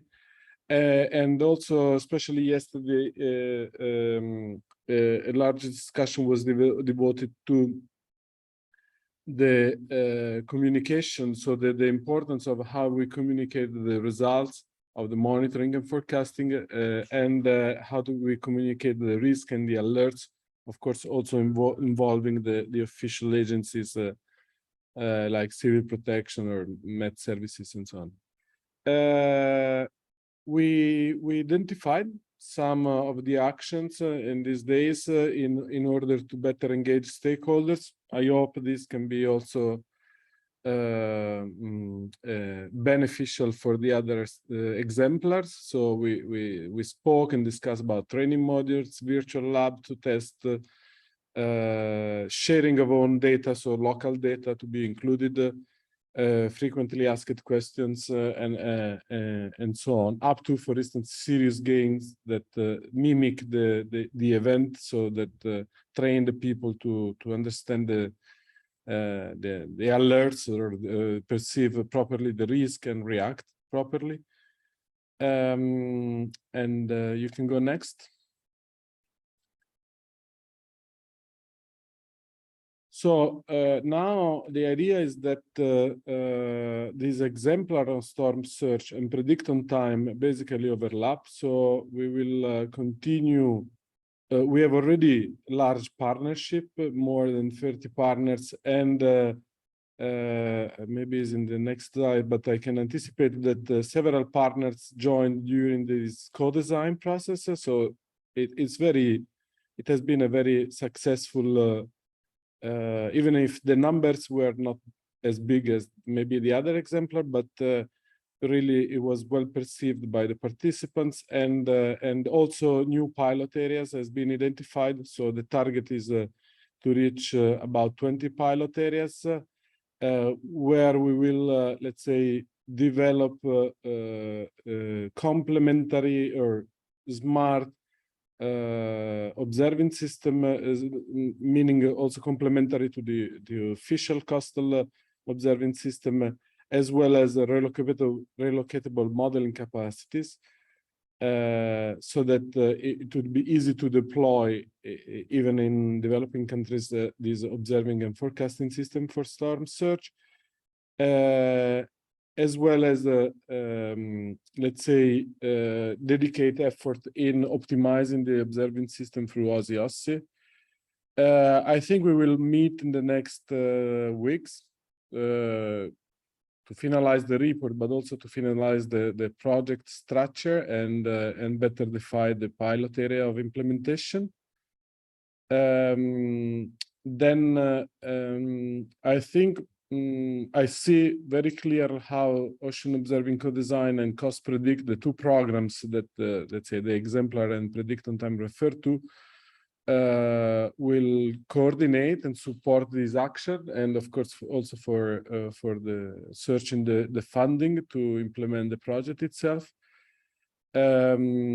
For sure, we will circulate the report and the project draft. We are also defining the steering committee and prepare the relevant material for the supporter forum in September. In our opinion, key influencers and supporters might be national agency, donors interested in the coastal environment and asset protection, as well, for instance, World Bank. Next. Yeah. So in synthesis, I think it was a very useful discussion to the co-design experience in order to enlarge and consolidate the partnership and define better the pilot areas. and I see connection in a concept of multi-hazard, coastal multi-hazard for sure with the marine heat wave, and why not with the tropical cyclone exemplar. Next.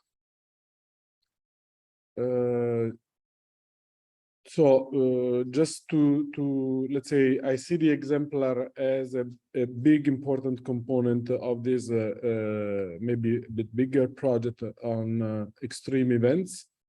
Next, we have also so this is the present partnership that has been enlarged during the co-design process, even to more stakeholders,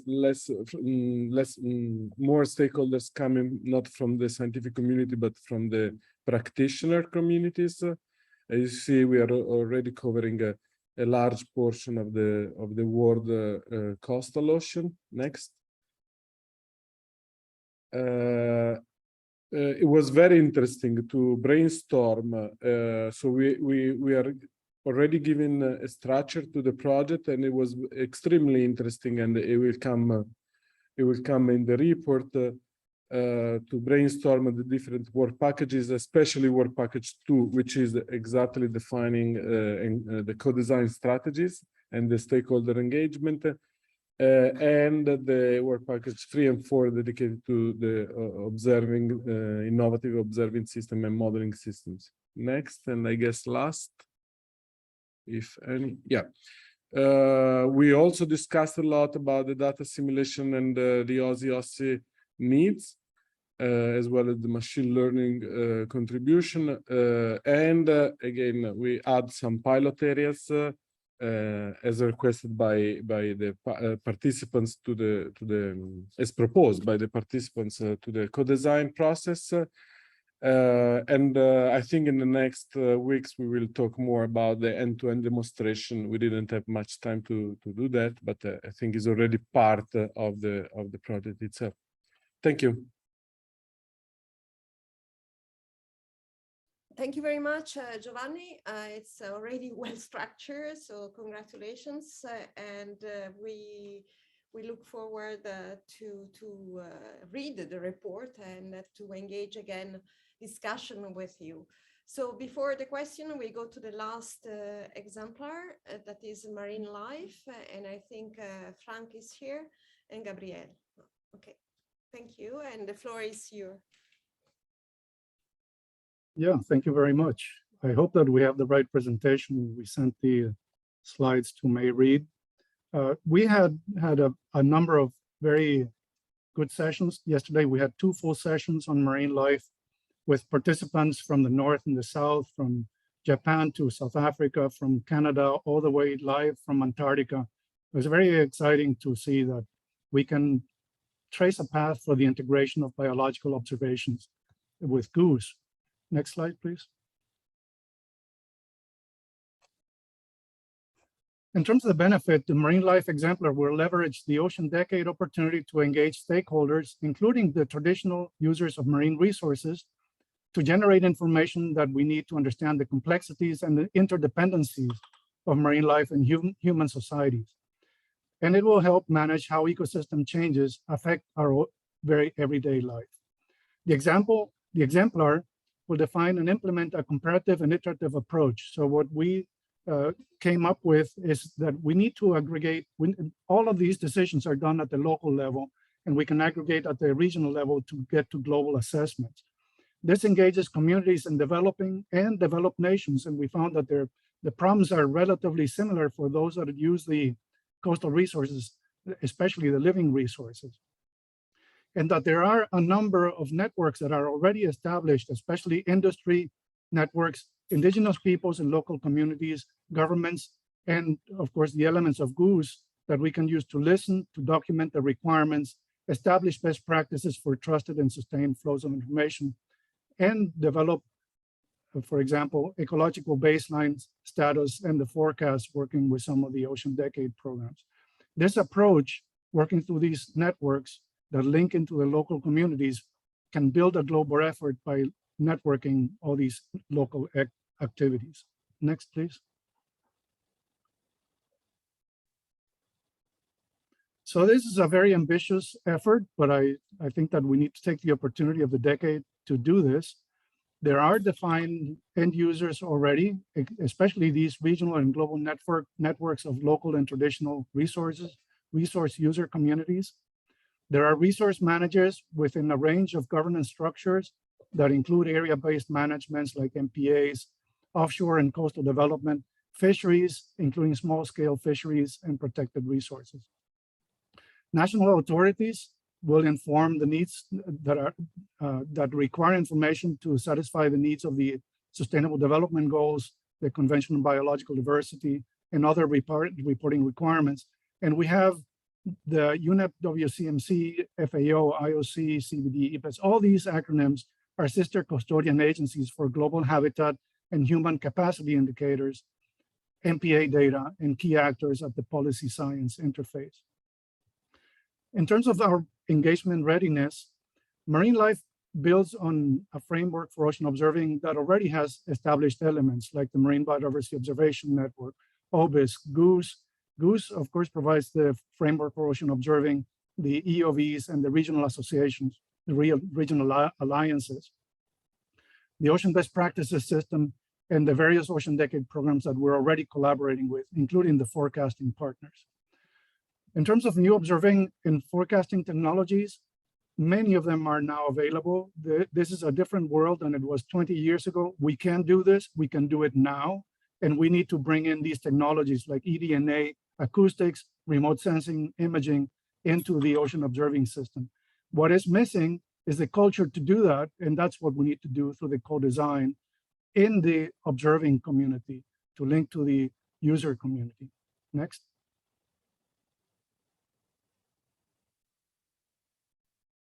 So our vision is that GOOSE, working with marine life and other Ocean Decade activities, provides a framework to engage stakeholders, including traditional resource users, to integrate and validate observations of marine life, generating the essential information that is needed for our sustained development, for our safety, our well-being, and our prosperity. So the status of the project is that we're early in our scoping for co-design, and we welcome this opportunity to work with GOOSE.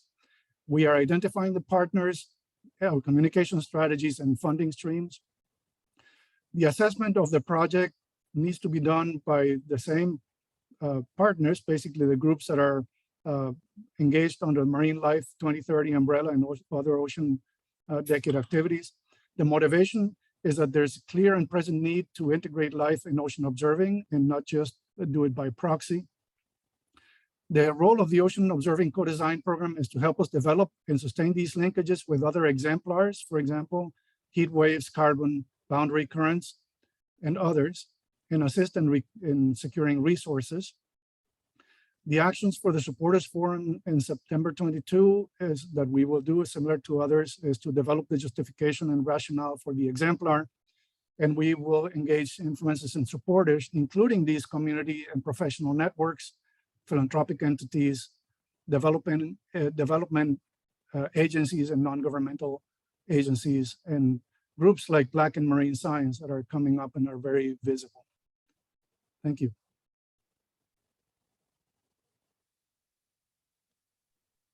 Thank you very much, Frank. It is really a very huge challenge you have with Marine Life 2030. However, Marine Life is also a program itself of the UN Decade. So this is really very interesting, all this interface with Marine Life and previously with Coast Predict for stone surges, which is also a decade program sponsored by GOOSE. So we are at the end of the report of the exemplars, and we can engage with some a session with some questions to the exemplars leaders and from the participant from the workshop. So do we have some to start with, David? So there was a comment that I had made. Sorry, I was remarking about the mapping or the diagram of the value chain that Scott presented, and I thought that was a pretty powerful description, and I think it helped elicit ideas about stakeholders and stakeholders at every step in that value chain. And I was wondering, and I'll ask the leaders here of Exemplar, do you think that doing some of this, more of this mapping of the value chain would be of benefit to you? Or do you think that would be a good idea? Yep. Hi, could I make a comment? Yes, sure. Go ahead, Richard. Yeah. So as I went through these presentations, or as I listened to them, the constant theme that came out to me was that we've got a set of really mature scientific communities that know how to do marine science. And all of them are identifying that a key thing to do is to integrate with the societal end user, who we know instinctively needs to have this information, but we don't have a very precise understanding of exactly what form or exactly how or exactly which parts and things like that. So it seems to me that there's quite a lot of parallel activities going to take place over the next 6 months, 3 months, whatever, where we kind of like really kind of reach out. And I wonder if that's something we could do in a more coordinated way than we seem to be planning to do it at the moment. Yes, Go go ahead. ahead. Yeah, so I think this is a great idea. I mean, we speak up. Oh, sorry, I'm going to move forward and speak up. It's not quite an idea yet, Emma. Okay, well, okay. So I think it's a great idea, and I think that, I mean, we will across the, between now and the supporters forum, continue to have some group meetings with the leadership of the exemplars. So I think one thing we could be looking at would be to see these mappings of the stakeholders kind of crystallize a little bit, and where there is crossover, we would obviously want to combine, because it's no good going to the same, well, it's not very efficient and it's not useful for the stakeholders approaching the same stakeholders with, with different questions. We look uncoordinated. So I think it's a very good point, first of all, on the coordination side of things, and, making sure that if we approach, we should approach with 1, 2, 3, if it's the same people. So that's one exercise. And then I think, going back, looping back to that value and to how to go about that, having a real session, perhaps talking about how we approach it, the type of questions, and whether, if we're going to do this through, say, interviews with a set of key stakeholders, drilling down a little bit into the next level of detail, or do we find out we get some additional support to do that? Do we get somebody to do the facilitation of a dialogue between the stakeholders, and the scientists who are going to be asking these questions to help us do that? So I think it's a great idea. And I think there's one thing about sharing, some practice about how we're going to go about it for similar stakeholders, but also make sure that we're not going to the same stakeholders, and that we convene on some questions and some information that we'd like to do to kind of help have a more consistent approach. So there would be 3 things there, I think. And I think there's some natural groupings of our exemplars and the stakeholders they want to engage with. So I agree with Emma. I think there could be some value looking across that mapping of kind of grouping of stakeholders and arranging some dialogues with them. Yeah, and it's, I think it's helpful. Yeah. And in these areas, especially for the storm surge tropical cycle, marine heat waves, where we have some extremes, and of course boundary currents and marine life, because they are the places where this happen and impact. I think there is a discussion really on how to approach different, same group of stakeholders for these different exemplars. And as Scott was noting, the weather forecast for the moment, the ocean is represented as SST and has some moorings coming up, giving some fluxes or wind observations. But for the weather forecast, essentially the ocean is passive. So it is really important to bring in a WMO to that. Yeah. Okay, we have some. You've got a comment? Yes, of course. Go ahead, Anne. I'm just going to jump in. We do not have all chairs, but it's okay. I just wanted to mention that we had a couple conversations here in New York and in the breakout session that talked about stakeholder engagement, especially traditional knowledge holders. And I think the mapping exercise is a really good, valuable exercise to do first and then compare across the exemplars, because if we have specific stakeholders that we need to engage, like traditional knowledge holders, we don't want to have 6 different exemplars go and ask them one simple thing, but we want to coordinate and do it as one, so we're not overtaxing them even more. Anyway, that's all I wanted to say. Thank you. Okay, thank you very much. Giovanni, you wanted to say something? You have your Yeah, right. very briefly, I totally agree with the last person talking. I think we need to coordinate, and also because in the coastal areas that where storm surge, let's say, are relevant, as I was telling you during the presentation, for instance, marine heat wave will impact a lot.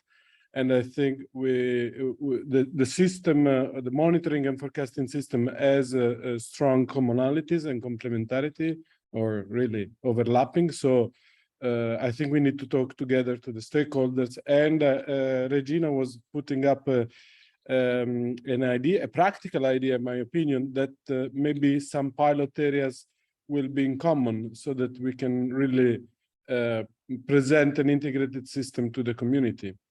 As well, I think for the tropical cyclone, we could, let's say, in some areas, the geographical areas, we can stay together in the pilot areas. Yes, it is really an important comment also. Yes, thank you, Giovanni. Scott. Yes, just one quick comment there. Well, actually, the mapping that came together quite rapidly in these last 2 weeks and was very, very useful for us to categorize things and put a structure to that. And one thing that we saw with that mapping is that going to some of the downstream stakeholders, you really should do that with some of the upstream stakeholders with you, because they already have the trusted collaborations, the trusted conversations going on, and it's best to have them there in the room. So continuing that downstream flow. Thank you. Yeah, I think that with what we are hearing, we are starting to build a little bit what are the first element for best practices in approaching the value chain at every level for these exemplars.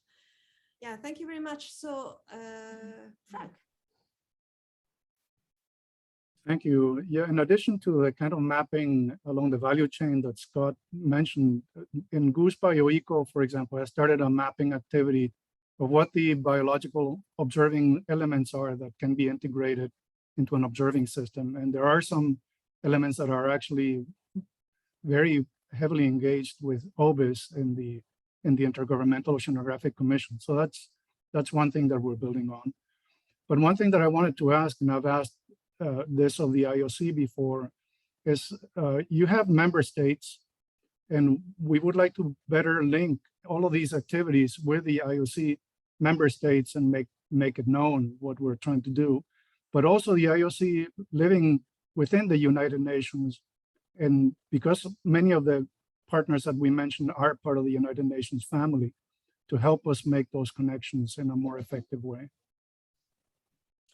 Shall I answer? Yes, of Okay, course. so Our IOC. I'll try and answer for the whole of IOC. No, so I can give you some ideas from what I see from within the IOC system, right? And I can't make any guarantees that we can make this come to pass, but at least navigating within the UN system, which in fact we're doing here in New York. We're in New York to attend an informal consultation process that happens regularly every year, but this year it's on ocean observations, which is a signal.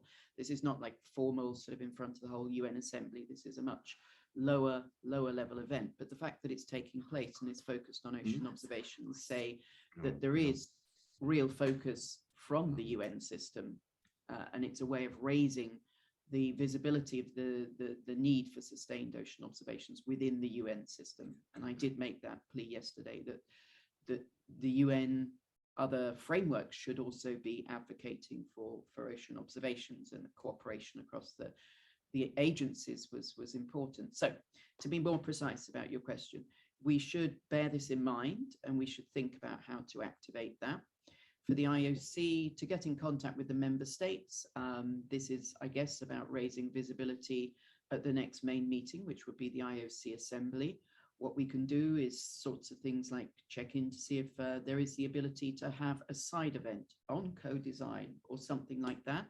And really, I mean, you know, these side events, they're not always well attended, but if you get the attention of some people and we do some effort. So this could be something that could be interesting. We have heard this week co-design mentioned by the delegates attending the meeting as well as all across the board. So co-design is the word that everybody's using, and we are a program that's fundamentally aimed at that and doing great work in identifying the stakeholders, looking at the value chain, and really saying what do we need to do to deliver this information. So I think we have a good chance of, you know, being interesting and doing that. So that would be one area, and perhaps we can look for other areas or other opportunities within this, you know, within this information and exchange system that happens within the UN of promoting this. I think that UNEP is also a natural partner, and that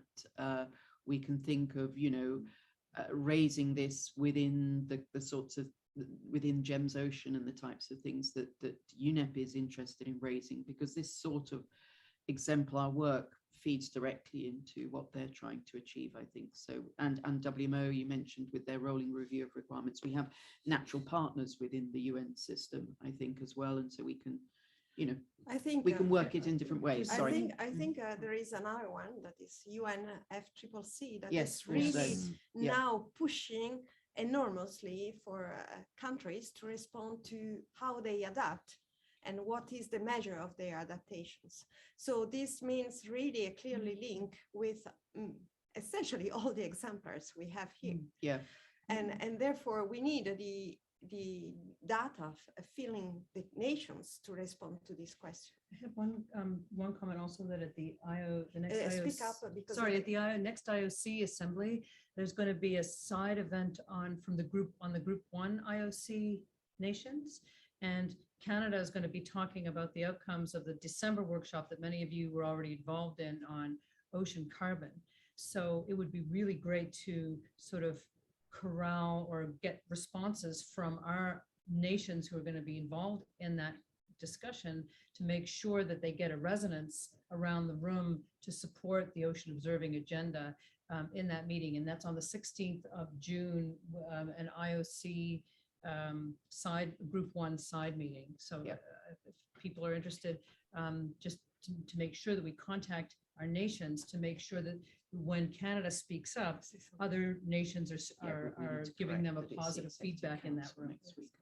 Okay, I just make a small thing that this, sorry, just it's the, to be correct, it's the Executive Council next week, and the Assembly, which is the bigger event with all the nations attending. The Executive Council is a smaller group and can't make as many decisions. I don't know, maybe it's not interesting to people, but the Assembly next year, which will be June next year, we have time to prepare and our exemplars will be on the way. It's a much bigger. Would be, you know, we can create an open side event that everybody can come to, or from all, you know, all the different groups and member states. That was the idea for that. Anyway, sorry. And I may also, I just raised to attention that there will be the second climate observing system conference in Darmstadt in October.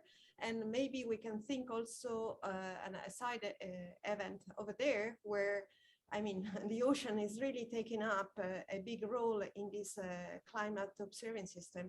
And there will be occasion to draw attention and to report to the COP27 that happens 10 days later.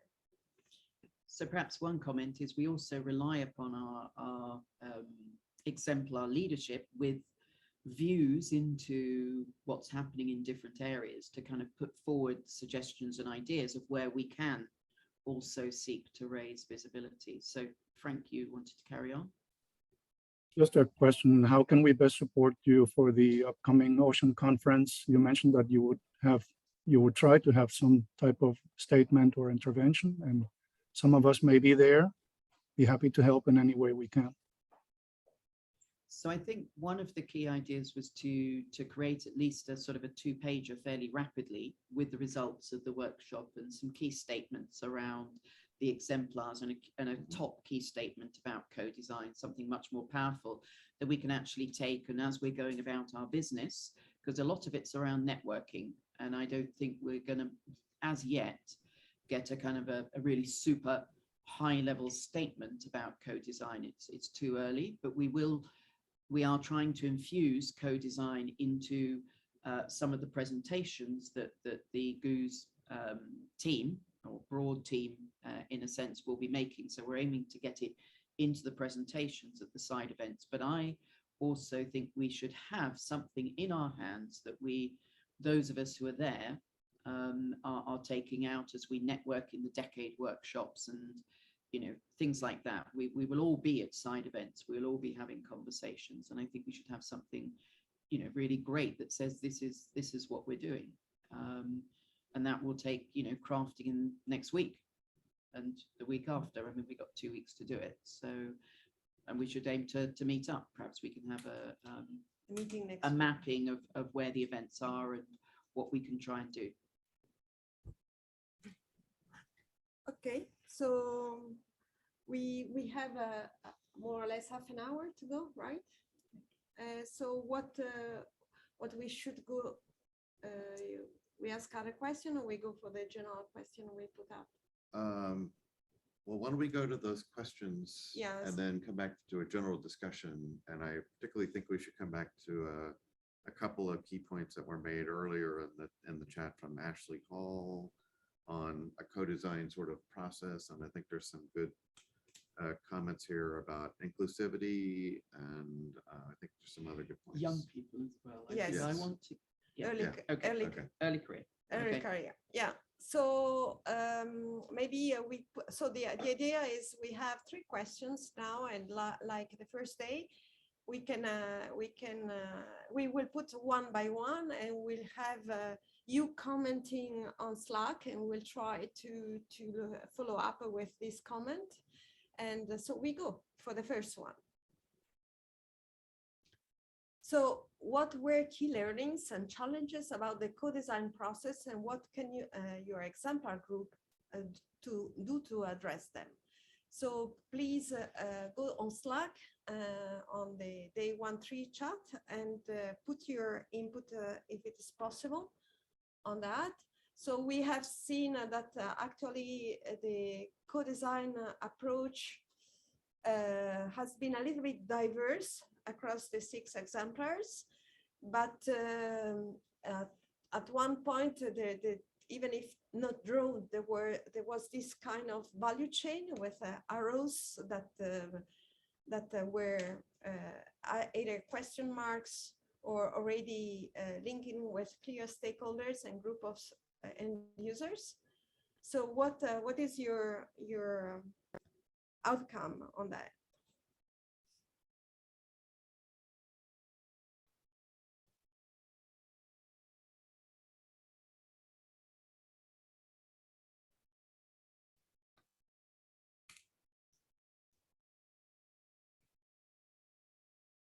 So what we have learned is that in any case, you have worked through a very large group of stakeholders. So we have the scientists that we know very well. And then we have operational services. Some are engaging already, some are not yet really in the process or close to what we are doing. So we need to engage better with them. So Giovanni said it was a great opportunity to bring together expert and user from different parts of the world coastal ocean. And this, I think it is powerful because otherwise we are completely separated by institutions and etc. So we have our research project and we do not link really globally. So this is very important. A challenge from Laura Ferrarello: how to interface knowledge that already exists and create meaningful knowledge exudate for key stakeholders. So this is I like this one, from Mary Beth Neely from NOAA. So scientists shouldn't assume they know what users want. And I think Yes. that's been a key message. Came out of ours too. Yeah, Please. so thank you for Yep. summarizing that in such an excellent way. Yeah. Engagement takes a lot of time and effort and should be properly resources. So we have already noted that everywhere the observing system, the people that are behind the observing system, and how we govern and engage with stakeholders, we are all under resources. So we need to address a little bit more efficient and more proper funding for that. So we should address these.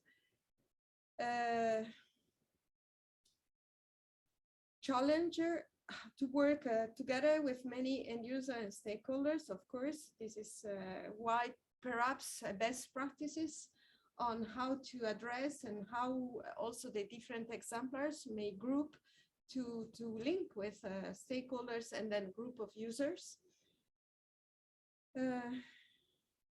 In some cases, the term stakeholder needs to be defined for the co-design process. Yes, stakeholders is a very vague words as end user.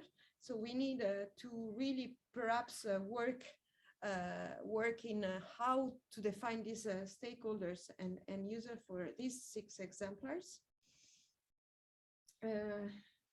Biases need to be tackled, especially if there are different languages, expectation and interest. And I think this is really important because of none of our even stakeholders understand completely the language of scientists, and even more so for end users, but also across the diversity, the global diversity. We are completely different, and we address ecosystems and fisheries, while there is also weather forecast, etc. So it is really a very diverse world. Do you want to link with other Yeah, comments? we've got a couple comments again around stakeholders. Josh notes that again, a major coordinated effort is really required to engage stakeholders, and then, in my words, to sort of incentivize and bring them to the table because they are important, and we recognize that. We want to avoid that overtaxing of asking, stakeholders from multiple groups. We want to optimize, but also incentivize them to bring them to the So table. I'm going to can I make a comment? Yeah, So we've but talked you about that. talk Yeah. very loud. Okay, I'm going to talk very loudly. Sorry.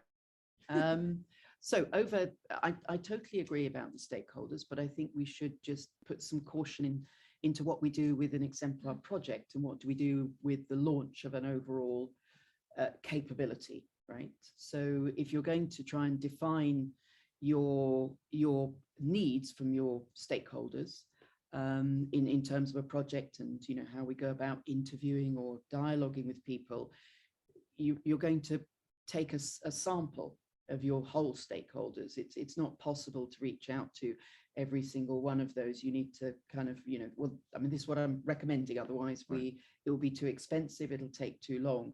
We need to be aware or try and get a good sample in whatever form that takes. So if you were looking to contact government, it might be, we think those 3 ministries, and therefore we want to test in 2 countries across these 3 ministries somehow, or 3 countries across these 3 ministries, whatever. Bring it down to something practical that can actually be achieved. And then, but bear in mind that at maybe the second iteration, you might involve a slightly larger group of stakeholders to check whether this first stakeholder group really represented that information, but you've already advanced some way. So the iterative process is important, but making it practical and concrete at each stage of how you go about that. That's just what I wanted to say. So I totally agree. And then, ultimately, making sure that the stakeholders are using it at the end of the day and this sort of thing. But we're a long way from getting to that stage. So I totally agree. All the stakeholders ultimately but stage your development of the ideas of what you need to do.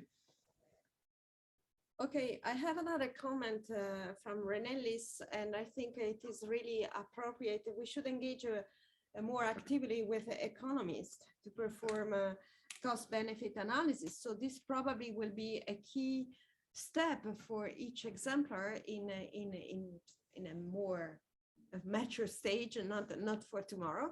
But I think it is very important.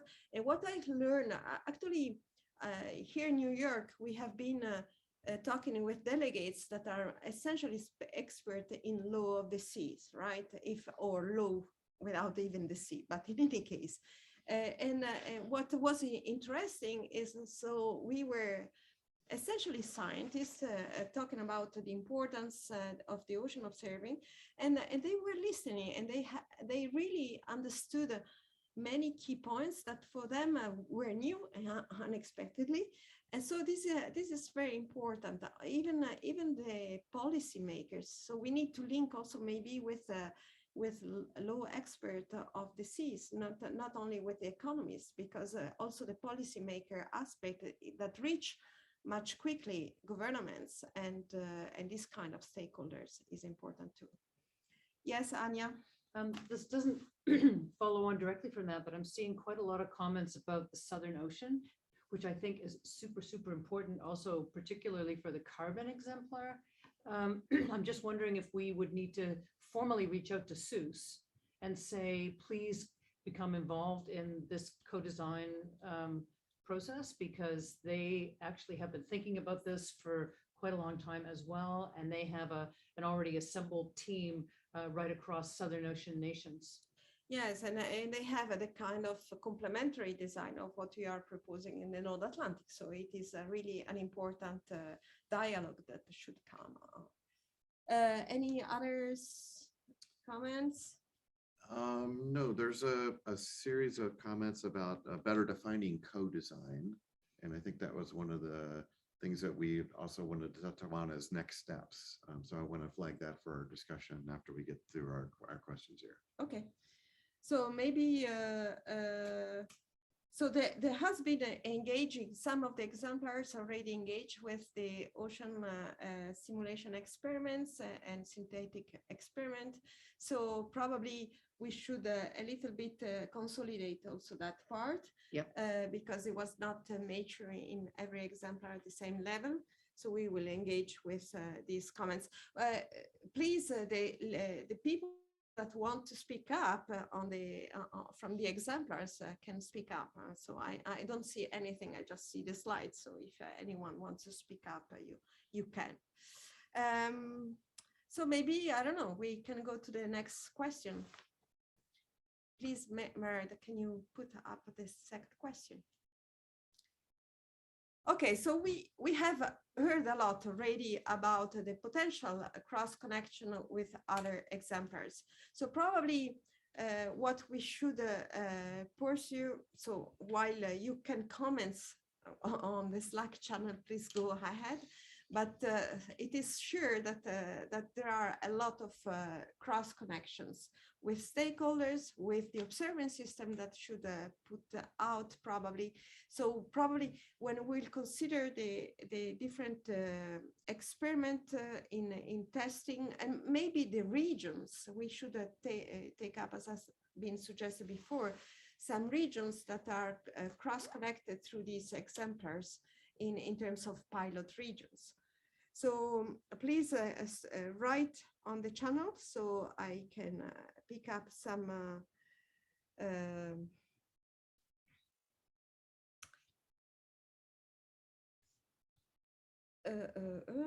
so I don't know if you find something, but maybe that we should organize discussion among the exemplars, so kind of workshopping, brainstorming through the exemplar leaders and co-leadership about what could be these first potential areas of crossing. Yeah, I mean, there's three noted from stakeholders, regions, and OSCEs to start with, and that would be three core parts, right, along the, oh, sorry, speaking up. So I think, you know, we mentioned mapping for the stakeholders. We've also now mentioned mapping for regions and mapping for OSCEs, OSCE type experiments, although, you know, we wouldn't kick them off right now, but some kind of, you know, where they might be starting to give some visibility for planning to other teams. And I think we have to say congratulations to Synops, don't we, for Oh, yes. Yeah.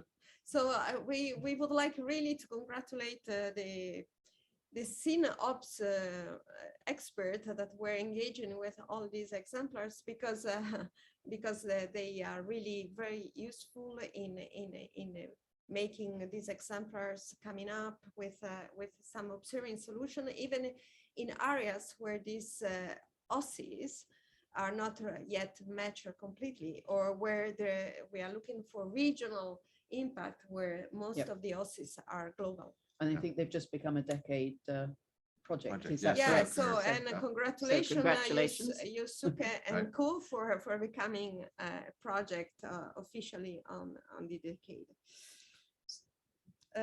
So there was an additional mention, and maybe we should also ask the Exemplar leads what other connections they Yes. see. But Yeah. Renalis notes that maybe some mapping of the processes or variables across the exemplars might also be helpful. Yeah, I think for example, this mapping of the processes is helpful to define the UVs, and then we can look at the integrated requirements for the UVs across these different processes for each exemplars and cross exemplars. Could I make a comment? Yes, of So course. what I'm hearing is that this mapping process is super important. I'm wondering if we might explicitly try and make it a project, actually maybe get someone to do this map explicitly across the exemplars. I don't know where we'd find those resources, but I think that, because I could imagine we've got the end users or stakeholders, however we define those, then we have the products. Each of those products might be taking multiple data streams, and then each of those would be associated with one or more exemplars. And so we need kind of a flow chart mapping that, so that we have clusters of stakeholders mapped through with both data streams, products, and exemplars. So I think that is actually I think someone shared a mapping software in the chat, and I wonder if we could simply hire someone for a couple of weeks to actually do that work for the whole exemplar team, and that would kind of support all of us along quite quickly with our engagement. I think 2 weeks is a little bit too optimistic, but I agree. what we can do, at least what is possible in France and other countries, is to take a master student willing to do internships, and we are touching also political science and economists, etc. Students that could be engaging in this effort. They are really brilliant. So I think we could plan to look at how to do that in a kind of that would be a great goose service to this program. So we can come with some fundings. In France, they are not so high, so it is possible, for example, and I imagine other countries is the same. I don't know if anyone want to comment. So a key lessons is the difference between co-designing between experts, those who knows, providing information to those who need to know. Yes, it's building wider stakeholders networks, recognizing they have co-design experience and know how to shape a better outcomes. Stakeholders and user and right holders are differently defined, and stakeholders could include end users and right holders. It is key to understand what are the unknown unknowns. Yes, this is almost a philosophical questions. Exemplars, and need to keep clear these are examples as a subset and are not all inclusive of what is needed for ocean observing in the decade, of course. Yes. And this is a little bit to simplify this huge challenge that we are facing. And we see that even within one exemplars, the challenge is big. So yes, sure. And but the idea is then to cross these exemplars with adding others and start a really more fit for purpose across different requirements observing system. Cross connection of exemplar is inherently important in terms of designing an observing system, since one observation contributes to many exemplars. Yes, but when you ask to the OSIS, for example, to drive an evaluation of the co-design system, you need to start with few simple questions, and then you start to overlap when you have multiple phenomena or well, what we call societal requirements. Yes, so we wanted to start really simple because it's already complex. I don't know if you have any other questions. Okay, maybe we have only 15 minutes to go, so we go to the third questions. So I remember that all Slack will be saved. So this is why we choose Slack over other software. So third question, so you need to brainstorm on that now, is your suggestion about supporters forum September. Who should be there? So we have seen some names of supporters, some indication of general supporters. So we now would like to enlarge the discussion from all the people attending this workshop. Who are the supporters that we need to have for the fourth day of the workshop in September? So we have a clear idea of some, but if all of you provide input to this, so we can reach out and have them to come. So I think also in terms of end users or intermediate stakeholders, this would be nice because this will make them understand what are the goals of the ocean observing system that can impact and benefits also this group of large group of end users. I'm thinking about fisheries associations and that also provide observations and that are not completely included in GOOS. And so there's a good suggestion from Gabrielle on making sure to include participants or partner members who participate in the foundation's dialogue in Morocco. I'm responding to that. So yes, we've got work to do within the decade. To tap into group. that. Yep. There is a suggestion also to include data managers and data pipeline engineers. This is also to probably value the work they are doing because it's really important, and sometimes they are just dying to provide the best validated and calibrated data, or just putting it into the GTS for the real data system.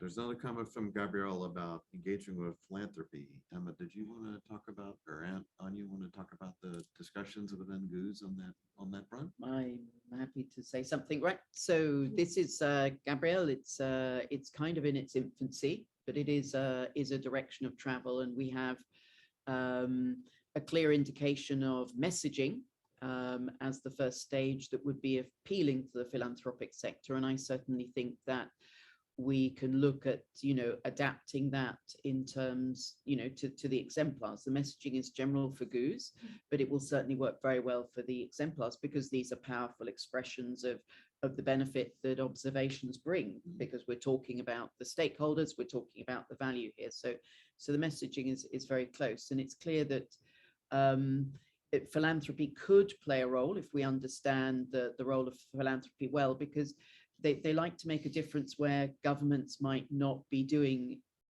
enough in some sense or other. So maybe they like to be able to provide funding that will make a difference to society to step in and seed things. So the exemplars again, but it's something we would have to test and see as an idea. But yes, it's well noted, Gabrielle.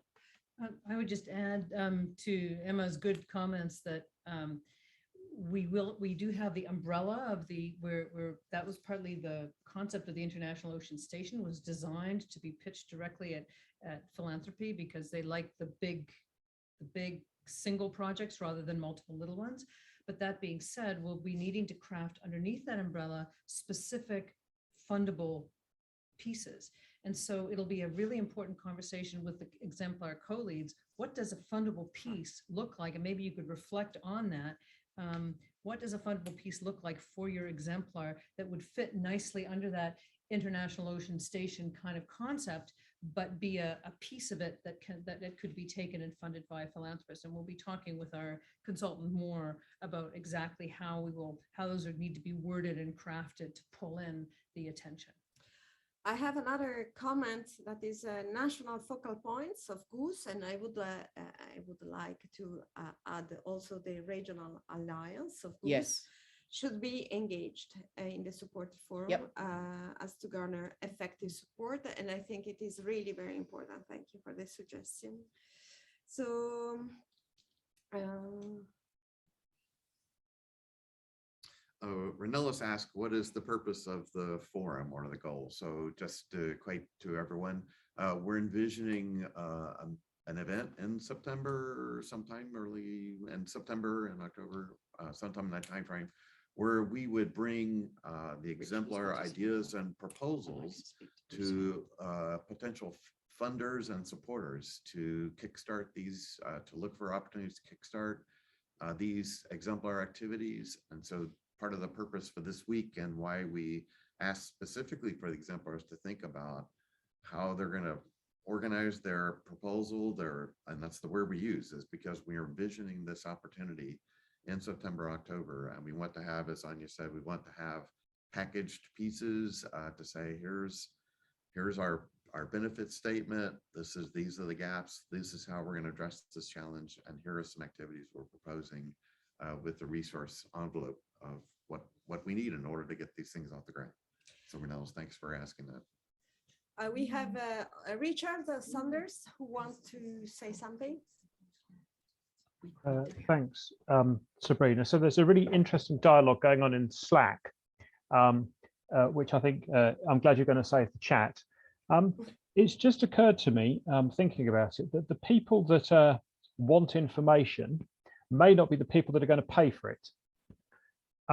So I would advocate getting the people who really want to know things at the meeting in order to say what they need to know and why, because I think that's very powerful. It's much more powerful if somebody turns up and says, I really need to know this because it will help me to do this, than if we turn up and say, actually, we've spoken to somebody and we think that they need this information. So if we can really get people that, so if we could get the UNFCCC, for example, to turn up and say, we really need the ocean to be in the next stock take, we really need you to spend the money on doing this, then that's much more powerful than us saying that. So the responsible for observations, data and observation in UNFCCC is Joanna Post, and yes, she's very engaged, and we should invite her. And I absolutely. Also note, I mean, this came up as an idea when we were originally thinking about this workshop, but we separated the supporters forum to give us more time to work on it. And I thank you, Richard, for bringing that idea back up again. We've seen this work very powerfully in other organizations, and I think it's a really useful tool. And in fact, at the side event on GOOS at this meeting in New York this week, we in fact used that. We had WMO speaking very clearly to the delegates on why ocean observations were important, and UNEP were also doing that. So I think, you know, again, we can reach out and target groups to do that, as well as we would need some kind of more diverse range of stakeholders. I think not just the big names, so to speak. Yes, indeed, Regina is making the point. So we have high-level stakeholders, but of course we have also local communities.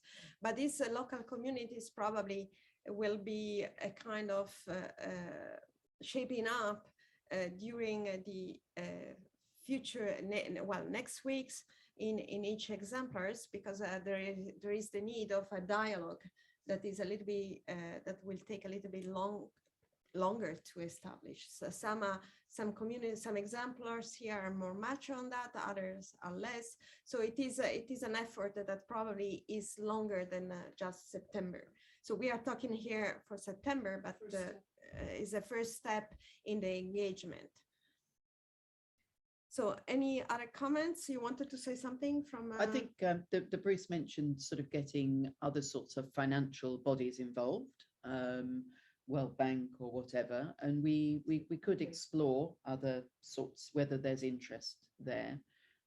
It would do no harm to work out what it takes to reach out to some of these groups. Just take a small selection and have a go. I think it's a good suggestion. It came up. We did a presentation at Oceanology International, and a contact.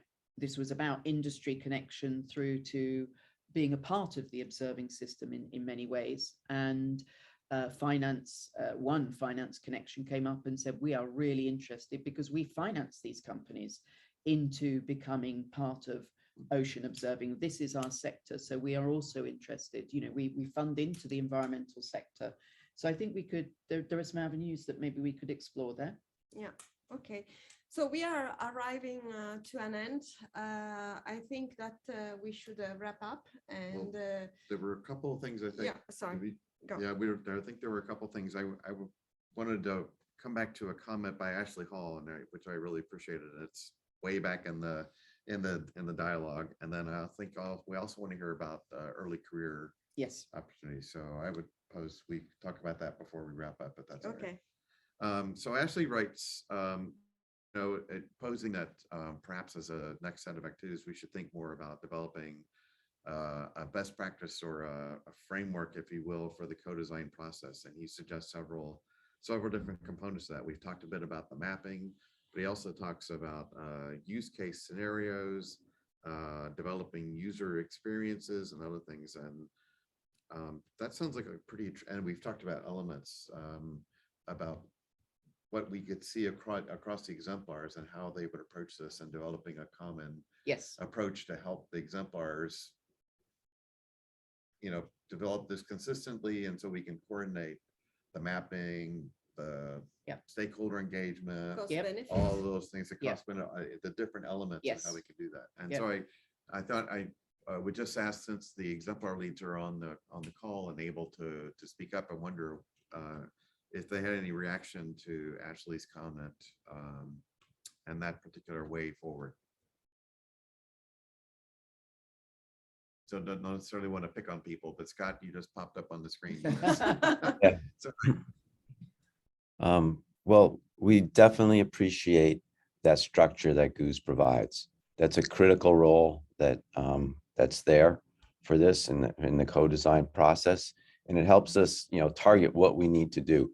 Because sometimes, okay, you flounder a little bit. What is it? What is it that we have to get done? And having that structure really helps us. And so the questions you gave us really targeted our discussions. Having the mapping that you want, helping us see what the other groups are doing, so we can get ideas of how to move forward. So that we're not reinventing the wheel every time, and then we look like one big group. I think that's to our advantage. And so I really support what you were just saying, David. All right, thanks, Scott. I would just add in one small thing, that I think when we come to speak with funders around what these projects look like, having a consistent level of information. I mean, one size doesn't fit all, but having at least a level of consistency in how we have approached it and what the information we're putting forward, and it helps people assimilate what we're trying to do, rather than come with a completely different set of metrics for each thing. It becomes very confusing for people to deal with it. So I think it has this advantage in the communication area as well in moving forward. Yeah, so we should engage all the exemplars leaders to work on that, and also discuss and guide with us. Yes. I mean, it's okay. That guidance on communication from communication experts. We're subject matter experts in something a little bit different, and we can provide our input. But if we have that guidance from communication subject matter experts, that's an awesome team. Okay. Yeah, agree with that. Other exemplar leads? Any comments from y'all? Giovanni, Frank? I think Scott put it in very nice words. I think we thank you very much for this organization, and I'm glad that we're part of this effort. All right, thanks. Thank you very much. Okay, since we have the benefit of Anne being in the room, who made a comment about early career professionals, I'm gonna ask her to come and be on camera and provide her comment, because I think it's important to hear about this from someone who qualifies as an early career professional. So Anne, thank you. Do you want to make the, just relate your comment to us? Sure. I put something in the chat just talking about including early careers, and the definition by the UN Decade is everyone within a 10-year time range after the last degree. So it's a little flexible on who that is, but I really want to encourage Exemplar leads to reach out to students, people, you know, not just think the first person that comes to mind, but go and think a little bit broader on who is in this field and who does the research, and give them the opportunity to contribute to these exemplars and to this work, and give them the opportunity to be part of these discussions. Don't just go out and have a tick mark. The UN Decade does encourage decade programs to have an ECOP on the program, but I personally feel like it's often treated like a tick mark and not like an actual inclusion exercise. I am very fortunate that I'm part of this program, and I have a lot of opportunities, and I really encourage everyone to go out and seek those motivated young people who are really going to drive this effort forward and are gonna, you know, continue to push this once we're not engaged in. Okay. So you wanted to say something? Okay, so perhaps a challenge to the leadership of the exemplars is to perhaps bring along or consider having an ECOP as a co-lead with you, or responsible for a, you know, a specific line of work, and just be aware that an element of mentoring is important in developing these projects as well, because in the work I've done, I find that the ECOPs bring a lot of energy, right, to the work that they're doing, and also bring a whole community with them. And this is vital to the ongoing work within the exemplar, you know, and spreading that wider. I think it's really valuable to have the ECOP network on board, to move the project forward and to have sort of stability for the future. Okay, so I think it's time to say goodbye, because it's time passes. So we have reached the deadline for the final words, and so we would like really to thank all the groups involved that are pretty large, the leaders, because they have been organizing many meetings. They were with us for many weeks, and it's not finished. So thank you very much. So we will provide a report from the different exemplars. We will meet again with the supporters, but there is work needed already in the coming weeks to build these supporter forums. And probably we will have an appointment, a rendezvous with the exemplar leads in not maybe next week, because you are busy with IOC, but the week after. So please stay with us, and thank you very much for every comments. And again, bravo to all the new actions and projects that have been endorsed. And we look to integration. So thank you very much, and bye-bye from New York. Thanks, everybody. And thank you to Myred and all the support of Andrea, and Forrest. Yeah. Thank you very much. Also to the team that stayed where they are. So Ireland, Paris, and Andrea, I don't remember where you are, but somewhere in the States. Thank you.